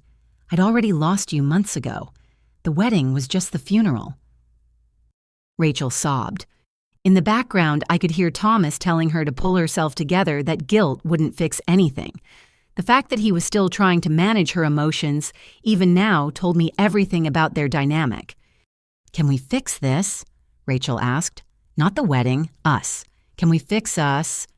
"I don't know," I answered honestly. Trust once broken doesn't magically repair itself with apologies. "I'll do anything. Therapy, family counseling, whatever you need. What I need is for Thomas to stop coaching you through this conversation." Sudden silence. Then Thomas's voice, no longer pretending he wasn't listening. "Fine. You want to hash this out? Let's be real. You've gotten your revenge. The wedding's ruined. We're publicly humiliated. What more do you want?" "I want you to tell the truth," I said simply, "to everyone. Post on social media, send emails to every guest, call your mother's country club friends. Admit you lied about paying for the wedding. Admit you isolated Rachel from her family. Admit you're a con artist who targets vulnerable women. That's slander. Truth is an absolute defense against slander claims." I quoted Jonathan. "Want to test it in court? I have receipts, contracts, bank statements. Plus, I'm sure Melissa would love to provide a deposition about your history." "You've been talking to Melissa?" "No, but apparently she made quite an impression at your non-wedding today. Social media is a wonderful thing." Thomas's breathing grew heavy. "If I do this, if I tell everyone the truth, will you help Rachel?" "Help her how?" "She needs somewhere to stay. The apartment's gone. My credit's shot. She has nothing." "Whose fault is that?" "Mine," he admitted, the words seemingly dragged from him. "It's my fault. All of it. Is that what you want to hear?" "It's a start. Put Rachel back on." More shuffling. Rachel's voice returned smaller now. "I'm here." "Do you want to leave him?" I asked directly. "Not because I'm asking, not because you're homeless, but because you genuinely want out." "Yes," she said without hesitation. "I knew the moment I saw those lawsuits you showed me, but I was too proud to admit it, too deep in his lies, too afraid of proving everyone right who said I was making a mistake." "Pride's expensive," I observed. "Today's bill was about $100,000. "I know. God, Lynn, I know. I'll pay you back, every penny. It'll take years, but I'll do it." "I don't want your money." "Then what do you want?" I looked at Maria, who nodded encouragingly. "I want my sister back. The real one, not the stranger Thomas created. I want honesty even when it's painful. I want you to get therapy to understand how you fell for his manipulation. I want boundaries that protect both of us, and I want Thomas completely out of our lives." "Done," Rachel said immediately. "All of it. Done." "Don't agree so quickly. This isn't a simple fix. It's months or years of hard work, rebuilding trust, facing uncomfortable truths about yourself and our relationship." "I understand." "Do you? Because 6 months ago you sat right here and promised Thomas wouldn't come between us. Look how that turned out." "This is different." "Why? Because you're desperate. Because you need something from me. That's not change, Rachel. That's survival." "You're right," she admitted after a pause. "I am desperate and scared and ashamed. But I also watched 200 people learn the truth about who I chose over you today. I saw Thomas's true face when the money ran out. I heard Gloria call me a charity case to my face. If that's not rock bottom, I don't know what is." I closed my eyes, feeling the weight of decision. Maria remained silent, letting me choose. "Here's what's going to happen," I said finally. "Thomas, you'll publicly admit everything. Social media posts, emails, whatever it takes. You'll return Rachel's engagement ring and any gifts from guests. You'll sign whatever paperwork she needs for a clean break. Do all that, and I won't pursue legal action for fraud." "Fraud, I didn't." "You knowingly let vendors believe you were the paying party. You signed documents as host of the wedding. Your mother told hotel staff she'd arranged everything. That's fraud, Thomas. Ask your lawyer." His silence spoke volumes. "Rachel," I continued, "you'll stay in a hotel tonight. My treat, but not the Ritz. Tomorrow we'll talk. Really talk. If I believe you're serious about changing, we'll discuss next steps. But Thomas doesn't get my address. Ever. That's non-negotiable."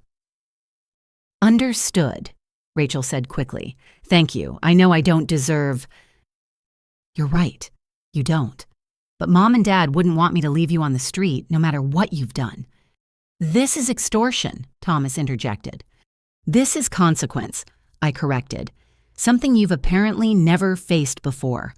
Welcome to the real world where actions have prices and lies have expiration dates. I should have let my mother handle you from the beginning." His snarled mask finally off completely. "Your mother couldn't handle a paper bag without claiming someone else bought it for her," I shot back. "The Morrison name might mean something in her little social circle, but in the real world, you're just another grifter who got caught." "Lynn." Rachel's voice was stronger now. "Can I tell you something? When I was standing in that lobby watching everything fall apart, you know what I felt? Relief. Actual relief. Like I'd been holding my breath for months and could finally exhale." "Manipulation will do that to you." "It wasn't just that. It was—" I kept picturing Mom and Dad at the wedding. How confused they'd be. Why isn't Lynn in the wedding party? Why is she sitting in the back? Why are strangers taking credit for her generosity? And I realized I'd created a wedding. They'd hate marrying a man they'd despise. The emotion in her voice seemed genuine, but I'd thought that before. "We'll see," I said. "Thomas, you have 24 hours to start posting the truth. Rachel, check into the Marriott downtown. I'll call ahead with my credit card. We'll meet tomorrow at 2. Neutral ground." "Okay," Rachel agreed. "Lynn, I love you." I couldn't say it back. Not yet. Maybe not for a long time. "Tomorrow," I said instead, and hung up. Maria poured more wine. "Think she means it?" "I think she means it right now. Whether she'll mean it when things get hard again, that's the real question." And Thomas. I pulled up my Instagram, watching the tagged posts from wedding guests roll in. The disaster was already public.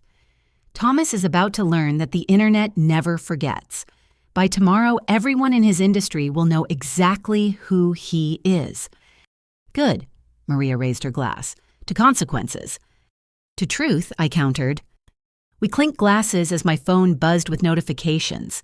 The first was from the Marriott confirming Rachel's reservation. The second was from Ashley at the Ritz, sharing that Thomas had been escorted from the property after attempting to argue with management about liability. But the third made me smile, a photo from Patricia, the florist, showing the women's shelter dining room transformed with white roses and baby's breath residents smiling as they enjoyed an unexpected touch of beauty in their difficult lives. Maybe something good had come from this disaster after all, and maybe, just maybe, my sister and I could build something better from the ruins. Time would tell. Time and truth and the hard work of healing that no amount of money could buy. That evening, as Seattle's skyline glittered outside my apartment windows, I sat with my laptop open, watching Thomas Morrison's carefully constructed image crumble in real time. He'd apparently decided that immediate compliance was better than whatever legal consequences I might pursue, because at exactly 8:47, his first confession appeared on Facebook. I need to set the record straight about today's events. It began. Even in admission, he couldn't resist trying to control the narrative. The Morrison-Chen wedding was canceled due to my failure to secure proper funding. Contrary to what many believed, the entire event was generously financed by Lynn Chen, not myself. Within minutes, comments exploded beneath the post. His college fraternity brothers expressed shock.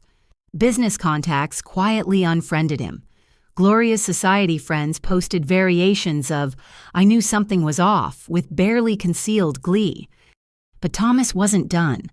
Whether from legal fear or genuine recognition of his situation, he continued posting throughout the night. Each admission peeled back another layer of deception. I deliberately misled family and friends about my financial situation.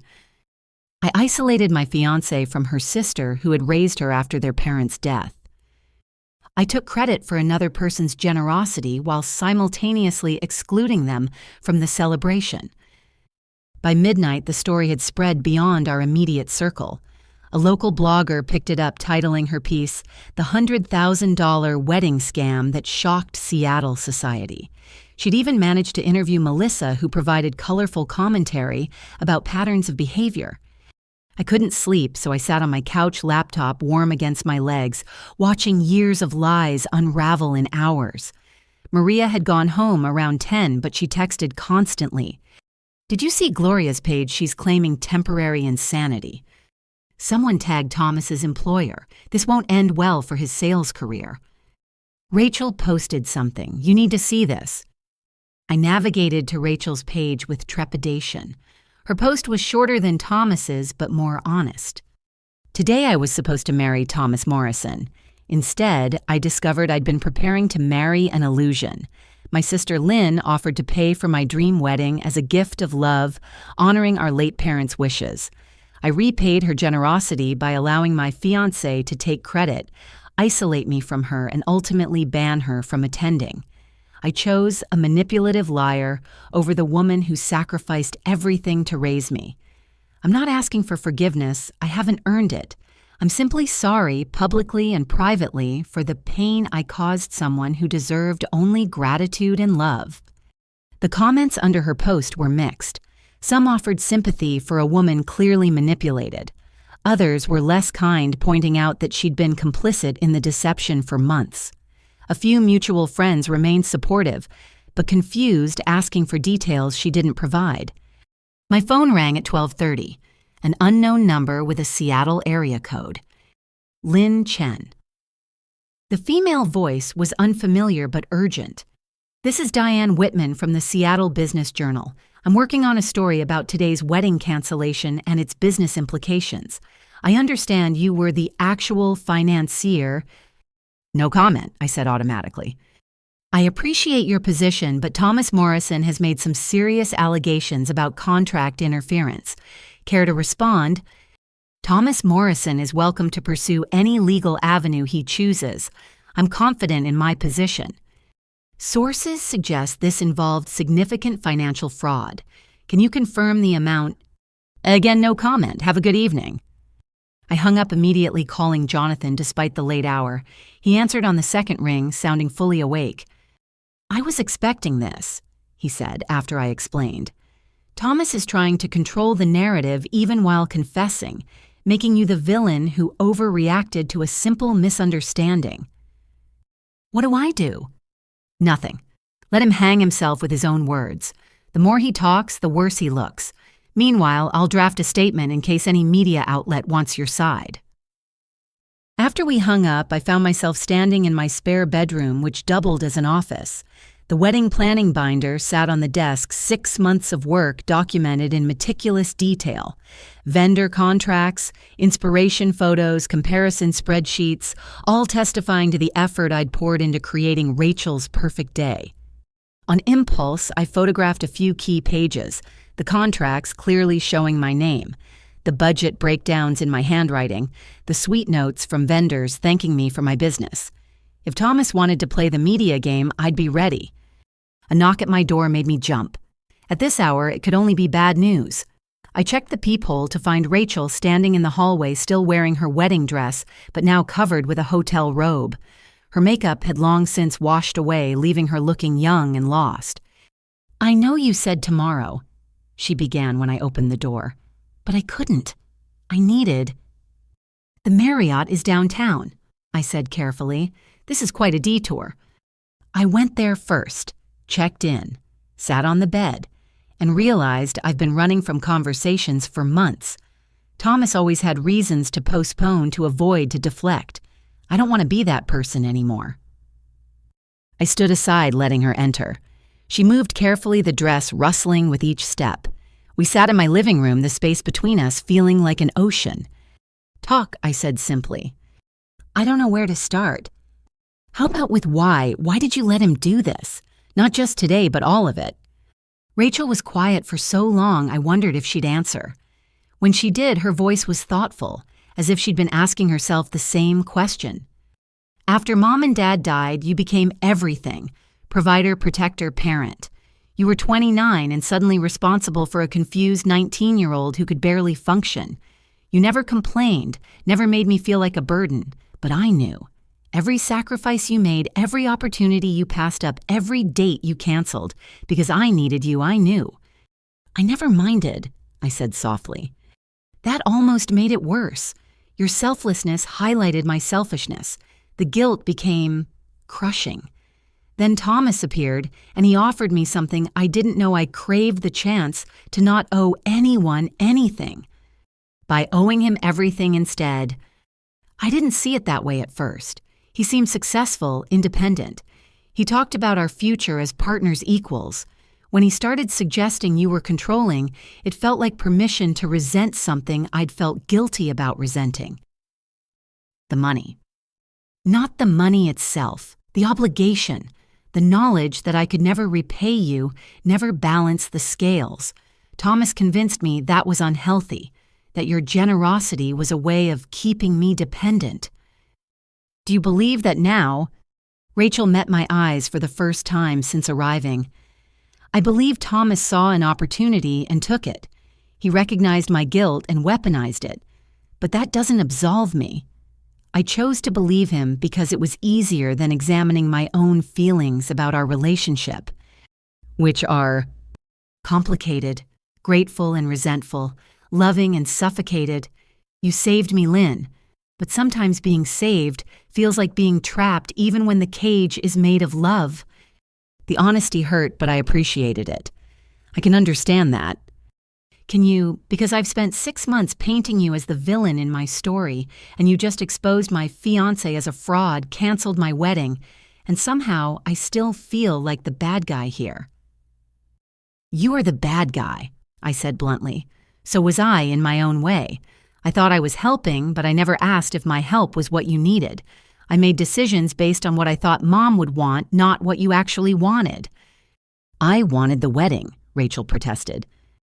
Did you want it because that's what grieving daughters are supposed to want?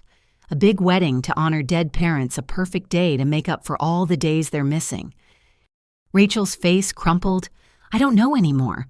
Thomas had so many opinions, and Gloria had more, and you were so excited to plan everything. I got lost somewhere in everyone else's dreams for my day. So you let Thomas uninvite me rather than admit you were drowning. He did that on his own, she said firmly. I was upset about the coffee shop, about you showing me those lawsuits. I said I needed space to think. Next thing I knew, he was showing me the sent text saying he'd handled it. And you didn't immediately call me. I was in shock. Then he kept talking, spinning it as protective necessary. By the time I processed what had happened, it felt too late. The wedding was hours away. Guests were arriving. I convinced myself we'd fix it after when everyone was calmer. There is no we with Thomas, I pointed out. There's only what he wants and how he'll get it. I know that now. Watching him in that lobby, seeing his real face when the money ran out, it was like scales falling from my eyes. Every manipulation became clear in hindsight. We sat in silence for a moment before Rachel spoke again. The shelter called me about the flowers. They wanted to thank whoever donated them. What did you tell them? The truth, that my sister turned something ugly into something beautiful like she always does. They said the residents cried. Happy tears for once. That's good. Lynn, I need to ask you something, and I need you to be honest. I nodded. If I hadn't chosen Thomas, if I'd married someone wonderful who genuinely loved me, would you have been happy? Or would losing your role as my protector have hurt regardless? The question struck deep. I considered lying, providing the easy answer, but we'd had enough dishonesty between us. I don't know, I admitted. I like to think I'd have been purely happy for you. But you're right that I tied my identity to taking care of you. Maybe I needed you to need me more than you actually needed me.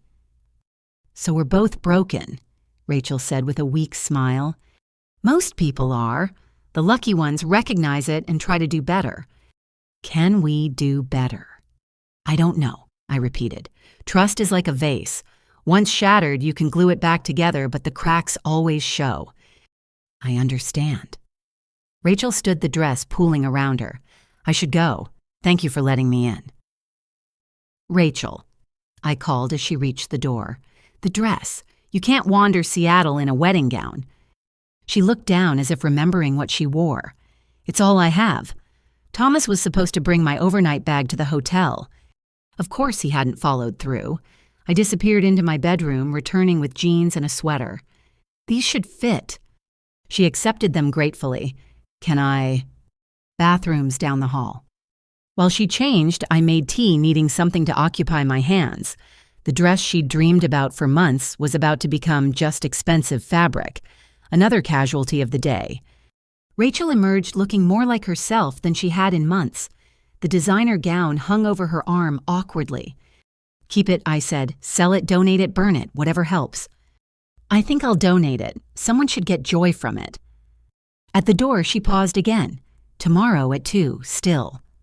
Soma coffee on pine, neutral ground. I'll be there. She met my eyes. Lynn, I know sorry isn't enough. I know I broke something precious. But I want you to know that losing you hurts worse than losing him ever could. That has to mean something, right? It means something. I agreed. What exactly we'll have to figure out. After she left, I sat with my tea, watching the city lights blur through sudden tears. The day had cost me $100,000 and possibly a sister, but it had also revealed truth beneath years of carefully constructed lies. Maybe that was worth any price. My phone lit up with more notifications. Thomas's confessions continued to ripple through social media. Local news had picked up the story. By morning, everyone would know. But for now, I sat in my quiet apartment processing the first honest conversation my sister and I had shared in months. The cracks were showing, but perhaps that's where the light gets in. The following week unfolded like a slow-motion catastrophe for Thomas Morrison, each day bringing new consequences for his years of deception. I watched from a careful distance, focusing on my own healing, while the universe delivered the justice I'd set in motion. Monday morning brought the professional fallout. Thomas's employer, Meridian Pharmaceuticals, had apparently spent the weekend fielding calls from concerned clients who'd seen the social media explosion. His territory included several medical practices whose partners belonged to Gloria's Country Club. By noon, HR had called him in for a meeting about reputational damage inconsistent with company values. He's been terminated, Maria informed me over lunch. My friend in their accounting department says security escorted him out with a box of his things. Apparently, he tried to claim wrongful termination until they showed him printouts of his own Facebook posts. I pushed salad around my plate, feeling neither satisfaction nor guilt. Play stupid games, win stupid prizes. Speaking of prizes, did you see what Gloria's been up to? Maria pulled up her phone, showing me a series of increasingly unhinged posts from Thomas's mother. She'd progressed from denial to anger to what appeared to be a complete break from reality, claiming she'd been the victim of an elaborate setup orchestrated by me. She's telling people you planted those lawsuits against Thomas, that you hired actors to pose as his ex-fiancé and former business partners, that this whole thing was corporate espionage because you wanted to steal his pharmaceutical patents. What patents? I laughed despite myself. The man couldn't sell water in the desert. Logic isn't her strong suit. Oh, and she's been banned from the country club. Turns out they frown on members whose sons commit fraud in the club's name. Tuesday's meeting with Rachel at the coffee shop went better than expected. She arrived early, wearing simple clothes and no makeup, looking more like the sister I remembered from before Thomas's influence. I've been doing a lot of thinking, she began after we'd ordered, about patterns, about why I was susceptible to Thomas's manipulation. And I think I've been looking for someone to take care of me since Mom and Dad died. First you, then Thomas. I never learned to stand on my own feet because someone was always there to catch me. That's my fault too, I admitted. I made it too easy for you to avoid independence. No, that's what I'm trying to say. It wasn't your job to teach me independence. You were dealing with your own grief while trying to honor our parents' memory. We both did the best we could with an impossible situation." The conversation continued for 2 hours. We discussed therapy. She'd already booked an appointment. We talked about boundaries, what healthy support looked like versus enabling. By the end, we'd agreed to weekly coffee meetings, building slowly toward whatever relationship could emerge from the wreckage. Wednesday brought unexpected viral fame. Someone had compiled all the wedding disaster posts into a Twitter thread that caught fire. The 100K wedding that never was a thread garnered 50,000 retweets in 6 hours. BuzzFeed picked it up, then read it. By evening, wedding scam drama was trending nationally. "You're famous," Jonathan called amused. "My niece just sent me a TikTok about the wedding. They're calling you the sister who said no more." "Please tell me my name isn't attached." "You're identified only as Lynn C., but Thomas's full name is everywhere. Good luck to him finding another job with this digital footprint." Thursday revealed the extent of Thomas's financial desperation. Multiple creditors had apparently been circling for months, held at bay by his promises of incoming wealth from his marriage to Rachel. With that avenue closed, they pounced. Rachel forwarded me screenshots from a mutual acquaintance. Thomas was attempting to sell everything: his car, his watches, even the engagement ring Rachel had returned. The description on the ring listing was particularly pathetic: genuine 2-carat diamond solitaire, worn briefly, price to sell due to urgent relocation. Urgent relocation. I asked Rachel during our check-in call. "He's moving back with his parents in Portland. Apparently it was that or homelessness." And Gloria? "Moved in with her sister in Tacoma. From what I hear, they're not speaking. She blames him for ruining her social standing. He blames her for pushing him to exclude you. It's a circular firing squad of blame." Friday afternoon, I received an unexpected visitor at my office. Patricia the florist arrived with a small bouquet and a thank you card. "I wanted to personally thank you," she said, setting the flowers on my desk. "Not just for the payment you sent for the shelter delivery, but for what those flowers meant." "You already thanked me by phone." "I know, but I needed to share something. One of the shelter residents, Maria, different." Maria, she pulled me aside when we were setting up. She said she'd been planning to give up that day, lost her job, her apartment, everything. But walking into that dining room filled with wedding flowers, flowers representing love and hope and new beginnings, changed something for her. Patricia's eyes glistened. She said if someone could transform their pain into beauty for strangers, maybe she could transform hers too. She's starting job training next week. After Patricia left, I sat with her flowers, thinking about unintended consequences. I'd canceled the wedding to protect myself, but the ripple effects had spread far beyond my initial intent. Some destructive, like Thomas's public humiliation. Others constructive, like hope blooming in unexpected places. That evening, I finally went through the wedding planning binder properly. Each page held memories, the excitement of finding the perfect venue, the joy in Rachel's eyes during cake, tasting the careful attention to details that would have made our parents proud. But underneath the sweet memories lay the bitter truth I'd been planning my vision of her perfect day, not necessarily hers. My phone rang. Rachel. "Hey," she said softly. "I just wanted you to know I got the job." "What job?" "The one at the crisis center. Remember I mentioned applying? They called today. I start training Monday." "Rachel, that's wonderful." "It's entry-level answering phones, but it's a start. My first real job that I got on my own, merits, not through connections or pity." "I'm proud of you." "I'm proud of me too," she said, and I could hear her smile. "It's a weird feeling. Good, but weird." "Get used to it. It suits you." After we hung up, I poured a glass of wine and returned to the wedding binder. But instead of sadness, I felt something closer to peace.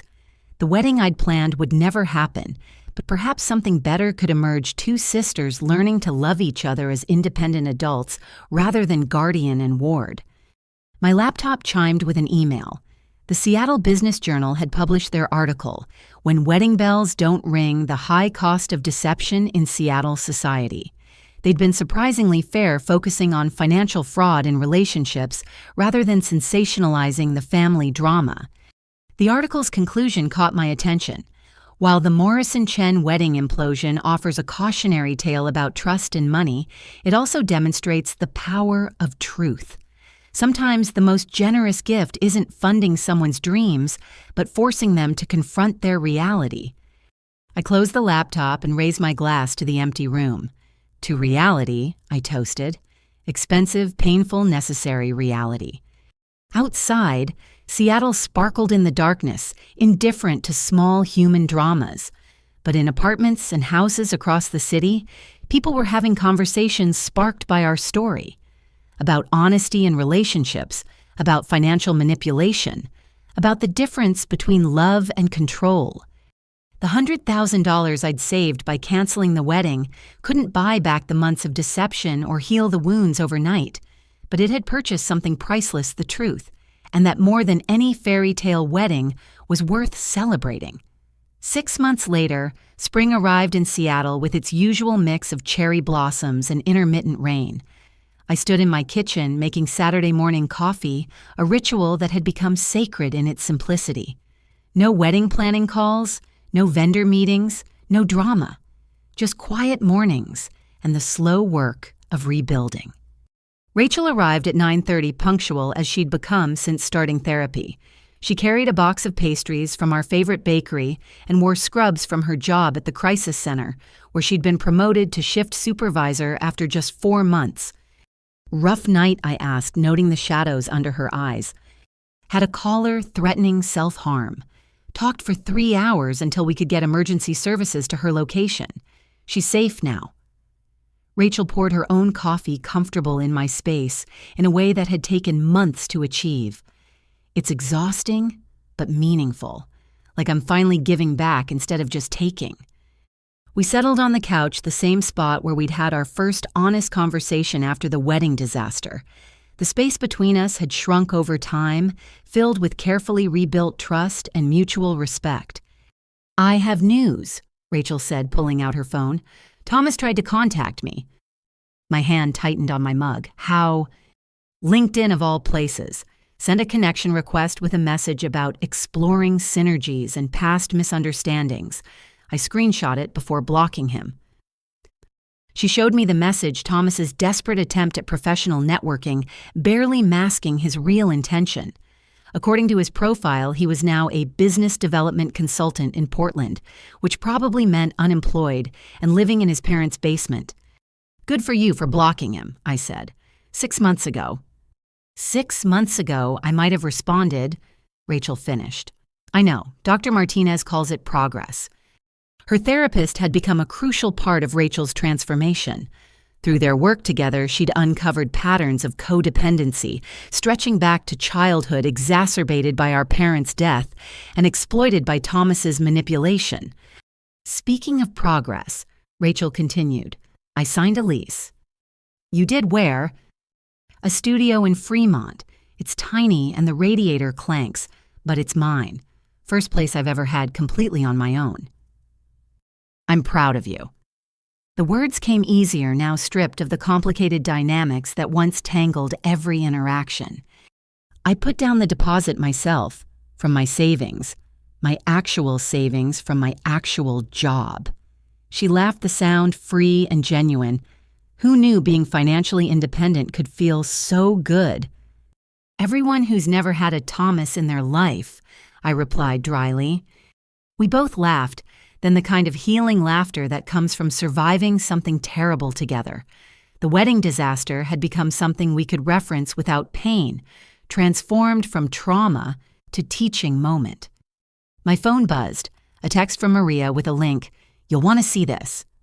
The link led to a Seattle Times article about fraud in the pharmaceutical industry. Buried in the third paragraph was a familiar name Thomas Morrison cited as an example of sales representatives who falsified credentials. Apparently, his LinkedIn consulting claims had attracted the wrong kind of attention from investigators. "Karma's patient but thorough." Rachel observed, reading over my shoulder. Feel sorry for him. I feel sorry for the woman he'll inevitably target next, but maybe this article will serve as a warning. She paused. Do you think I should reach out to Melissa, warn her that he's trying to rebuild his image? Melissa can take care of herself, but the fact that you're thinking about protecting other women shows how far you've come. Rachel's phone chimed with a calendar reminder. I need to go. Volunteer shift at the shelter starts at noon. The women's shelter. She nodded. Started last month. Figured I should give back to the place that got our wedding flowers. They do amazing work with limited resources. As she gathered her things, I felt the familiar pride that had replaced my previous need to control. Rachel was building a life of purpose and independence, becoming someone our parents would recognize and admire. Before you go, I said, retrieving something from my desk, I want you to have this. The envelope contained a check for $10,000. Rachel's hands shook as she opened it. Lynn, I can't. It's not charity, it's not control. It's an investment in your future from the money I saved on vendors. Consider it a graduation gift, graduation from being someone's victim to being your own hero. Tears ran down her face. This is too much. It's exactly enough. Use it for furniture or save it for emergencies or invest it. Your choice. No strings, no expectations. She hugged me then, fierce and grateful. How did we get here from where we were? One honest conversation at a time, I said into her hair. One boundary at a time, one day at a time. After she left, I returned to my coffee and the quiet satisfaction of a Saturday without obligations. My phone showed a few notifications, Jonathan confirming lunch plans, a client praising yesterday's presentation, a reminder about tomorrow's yoga class. Normal life beautifully mundane. The wedding binder still sat on my bookshelf, but I rarely looked at it anymore. Those pages represented a different time when I'd tried to fix grief with money and confused caretaking with love. Now I understood that true love meant letting people fail, learn, and grow on their own terms. That afternoon, I met Maria for a walk around Green Lake. The path was crowded with families enjoying the spring weather, and we had to dodge enthusiastic dogs and determined joggers. So Rachel's really doing well? Maria asked. She is. Therapy job, new apartment. She's becoming who she might have been if our parents had lived independent but connected, strong but kind. And you? I considered the question. I'm learning too. How to have relationships without rescue missions. How to love without controlling. It's harder than writing checks, but healthier. Any word from the Morrison camp? Gloria apparently joined an evangelical church and claims the whole thing was spiritual warfare. She posts a lot about forgiveness while simultaneously condemning everyone who wronged her. Maria laughed. Sounds about right. And Thomas? Professionally destroyed socially radioactive living with parents who blame each other for raising him wrong. Couldn't have happened to a more deserving person. We walked in comfortable silence before Maria spoke again. You know what I admire about how you handled everything. You could have let it slide, eaten the cost, avoided the confrontation. Most people would have. Most people aren't CFOs who understand that small losses compound into catastrophic ones. I saw the wedding as a sunk cost, but my self-respect, that was an asset worth protecting. Very financially sound of you, Maria teased. I have my moments. That evening, I attended a charity gala for the women's shelter, my company having become a major donor after the flower incident. Rachel was there in her volunteer capacity, manning the registration table with genuine enthusiasm. We nodded at each other across the room, supportive but separate, connected but not codependent. During the program, the shelter director mentioned the wedding flowers that had arrived on a day of unexpected beauty amid hardship.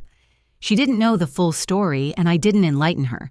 Some gifts are better anonymous, their power in the giving rather than the credit. The evening reminded me that even disasters can nurture good. The wedding that never was had scattered seeds of change, Rachel's independence, my healthier boundaries, support for vulnerable women, and truth in a world too comfortable with deception. As I prepared to leave, Rachel intercepted me near the exit. "Thank you for coming," she said formally, then broke into a grin. "God, that sounded stiff. What I mean is, it means a lot. Seeing you here supporting something I care about. Wouldn't miss it. You're doing important work." "I learned from the best," she said, then quickly added, "about giving, I mean, not about picking men, clearly." We both laughed, another moment of healing in our collection of small recoveries. "Drive safe," I said. "See you next Saturday." "Wouldn't miss it. I'm bringing those cheese danishes you pretend not to love." "I don't pretend anything anymore," I reminded her. "No," she agreed softly. "Neither of us does. That's the gift, isn't it, Truth, even when it costs everything." Driving home through Seattle's sparkling nights, I reflected on her words. The truth had cost us $100,000 of fantasy wedding and months of comfortable lies. But it had given us something priceless, the chance to build a relationship based on reality rather than roles choice, rather than obligation, love rather than guilt. 6 months ago, I'd been prepared to lose my sister forever. Now I was discovering I'd never really had her, not as her authentic self. The Rachel emerging from therapy and independence was someone worth knowing, worth supporting, worth celebrating. Not as my ward or responsibility, but as my equal. The wedding that wasn't had been our family's most expensive disaster and greatest blessing. Sometimes the best gift you can give someone isn't what they think they want, but the push toward what they actually need. Even when that push feels like abandonment, even when it breaks everything before it heals anything. Especially then. 1 year after the wedding that never was, Rachel organized a small gathering in the backyard of her apartment building. She'd transformed the modest space with string lights and potted plants, creating an intimate oasis in the middle of the city. The October afternoon was unseasonably warm Seattle, offering one of its rare perfect days, as if in blessing. I arrived to find about 20 people already mingling, Rachel's co-workers from the crisis center, fellow volunteers from the shelter. A few friends from her therapy group, and Maria, who'd become as much Rachel's friend as mine over the past months. The atmosphere was casual but meaningful, everyone there, because they'd become part of Rachel's journey toward independence. Rachel, hurried over radiant in a simple sundress. No designer labels, no expensive accessories, just my sister looking genuinely happy. "You made it." "Wouldn't miss your graduation party," I said, handing her a small wrapped gift. "It's not really a graduation party," she protested, but her smile said otherwise. Today marked multiple milestones: her completion of nursing school prerequisites, her 1-year anniversary at the crisis center, and most importantly, a full year of independence. She'd insisted on celebrating with the people who'd supported her transformation. "Is that David?" I asked, noticing a tall man helping set up chairs. Rachel blushed slightly. "From my therapy group, yes. We've been friends for months. Just friends," she added quickly. "Dr. Martinez says I need at least 2 years of solid single life before even considering dating." Smart advice. The smartest. David's actually been great about boundaries. He's working through his own codependency issues. We joke that we're recovery buddies. I watched her interact with her guests, noting the quiet confidence she'd developed. This wasn't the girl who'd let others speak for her, or the woman who'd hidden behind her fiancé. This was Rachel 2.0, self-assured, independent, and grounded in reality. The party unfolded with easy warmth. No catered food or professional photographers, just potluck dishes and genuine laughter. Rachel had made a photo display chronicling her year of growth, receiving her crisis center certification, volunteering at the shelter, starting classes, moving into her apartment. Notably absent were any references to the wedding disaster, though everyone here knew the story. "Can I have everyone's attention?" Rachel called out as the sun began its descent. I wanted to say a few words. The small crowd gathered, holding plastic cups of lemonade and cheap wine. Rachel stood near the dessert table, a simple sheet cake from a grocery store, not a 7-tier architectural marvel. "A year ago, my life imploded." She began, her voice steady. "I was supposed to marry someone who didn't exist in a wedding I couldn't afford, playing a role that was slowly killing me. The implosion was public, humiliating, and absolutely necessary. Murmurs of support rippled through the group. These people had heard pieces of the story, but not this direct acknowledgement. The person I need to thank most is my sister Lynn. Rachel found my eyes across the yard. She gave me the most difficult gift anyone's ever given me: the truth. She refused to enable my delusions even when it meant risking our relationship. I felt tears threaten but blinked them back. This wasn't my moment, it was hers. Lynn raised me after our parents died when I was 22. For 3 years, she put her life on hold to make sure I had one. I repaid that sacrifice by choosing someone who systematically turned me against her. I let him convince me that love was control, that generosity was manipulation, that the person who'd given everything for me was somehow my enemy. "You were manipulated," someone called out. "It wasn't your fault." "Thank you, but it was partially my fault," Rachel corrected gently. "I had agency. I made choices. Acknowledging that is part of recovery. I chose comfort over truth, ease over integrity. And when Lynn was uninvited from the wedding, she'd paid for yes. She paid for all of it. I chose silence over standing up for what was right."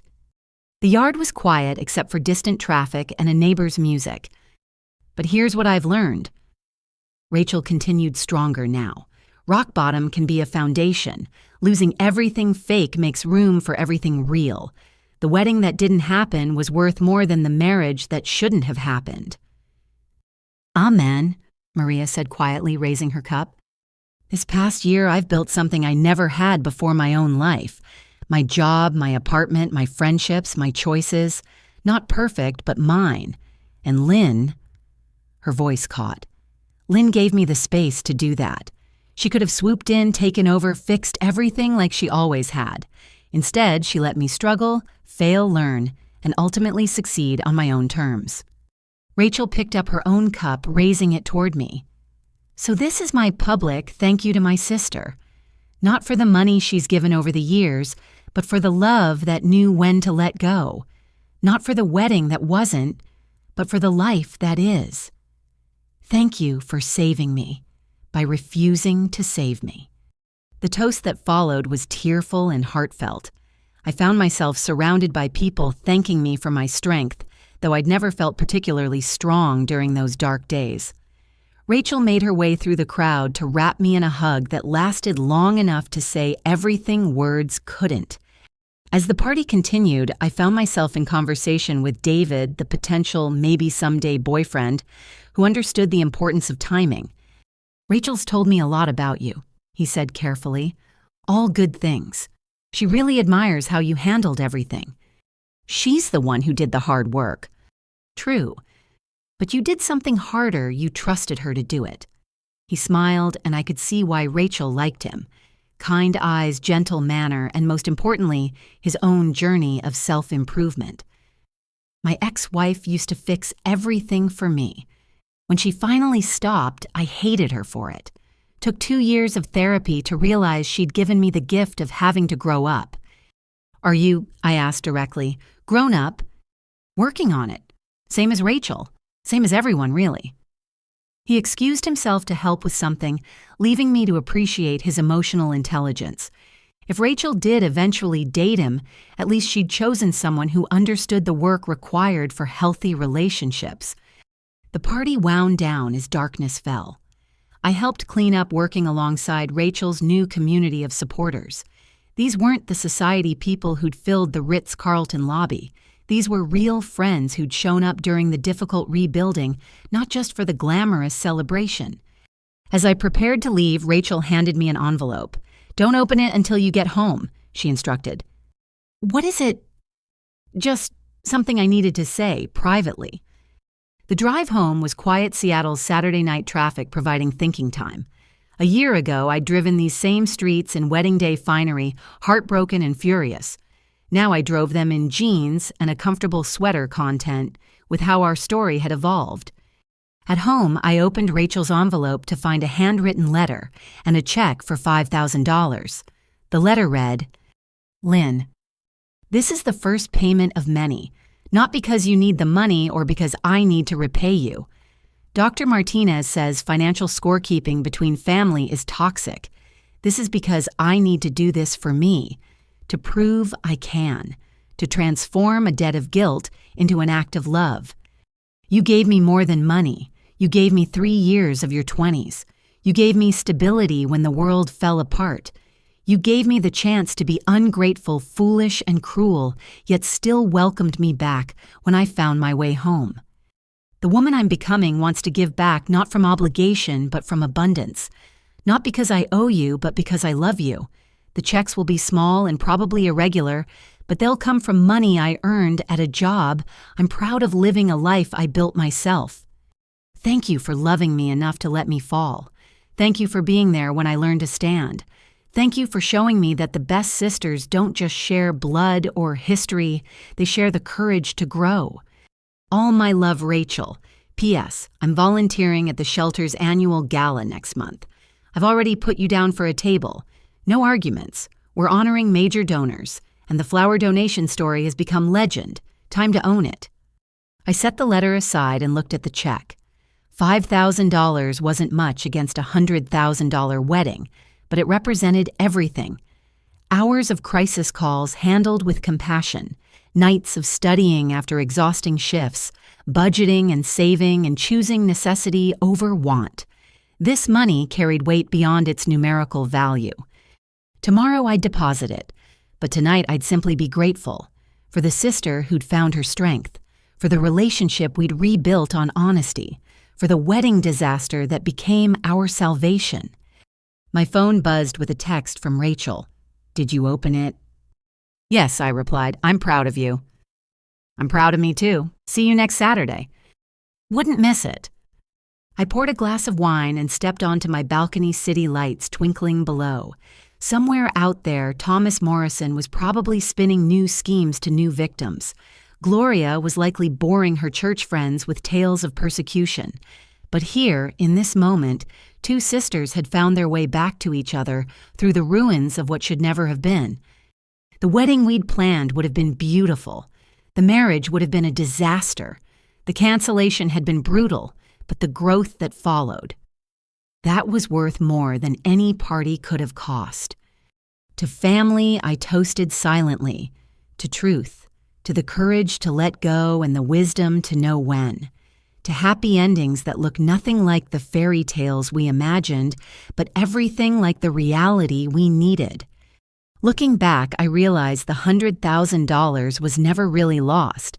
It was transformed into flowers for women who needed beauty food for families, who needed nourishment, and most importantly, truth for a family drowning in lies. Some investments pay dividends in unexpected ways. Sometimes the best wedding gift you can give someone is the wedding that never happens.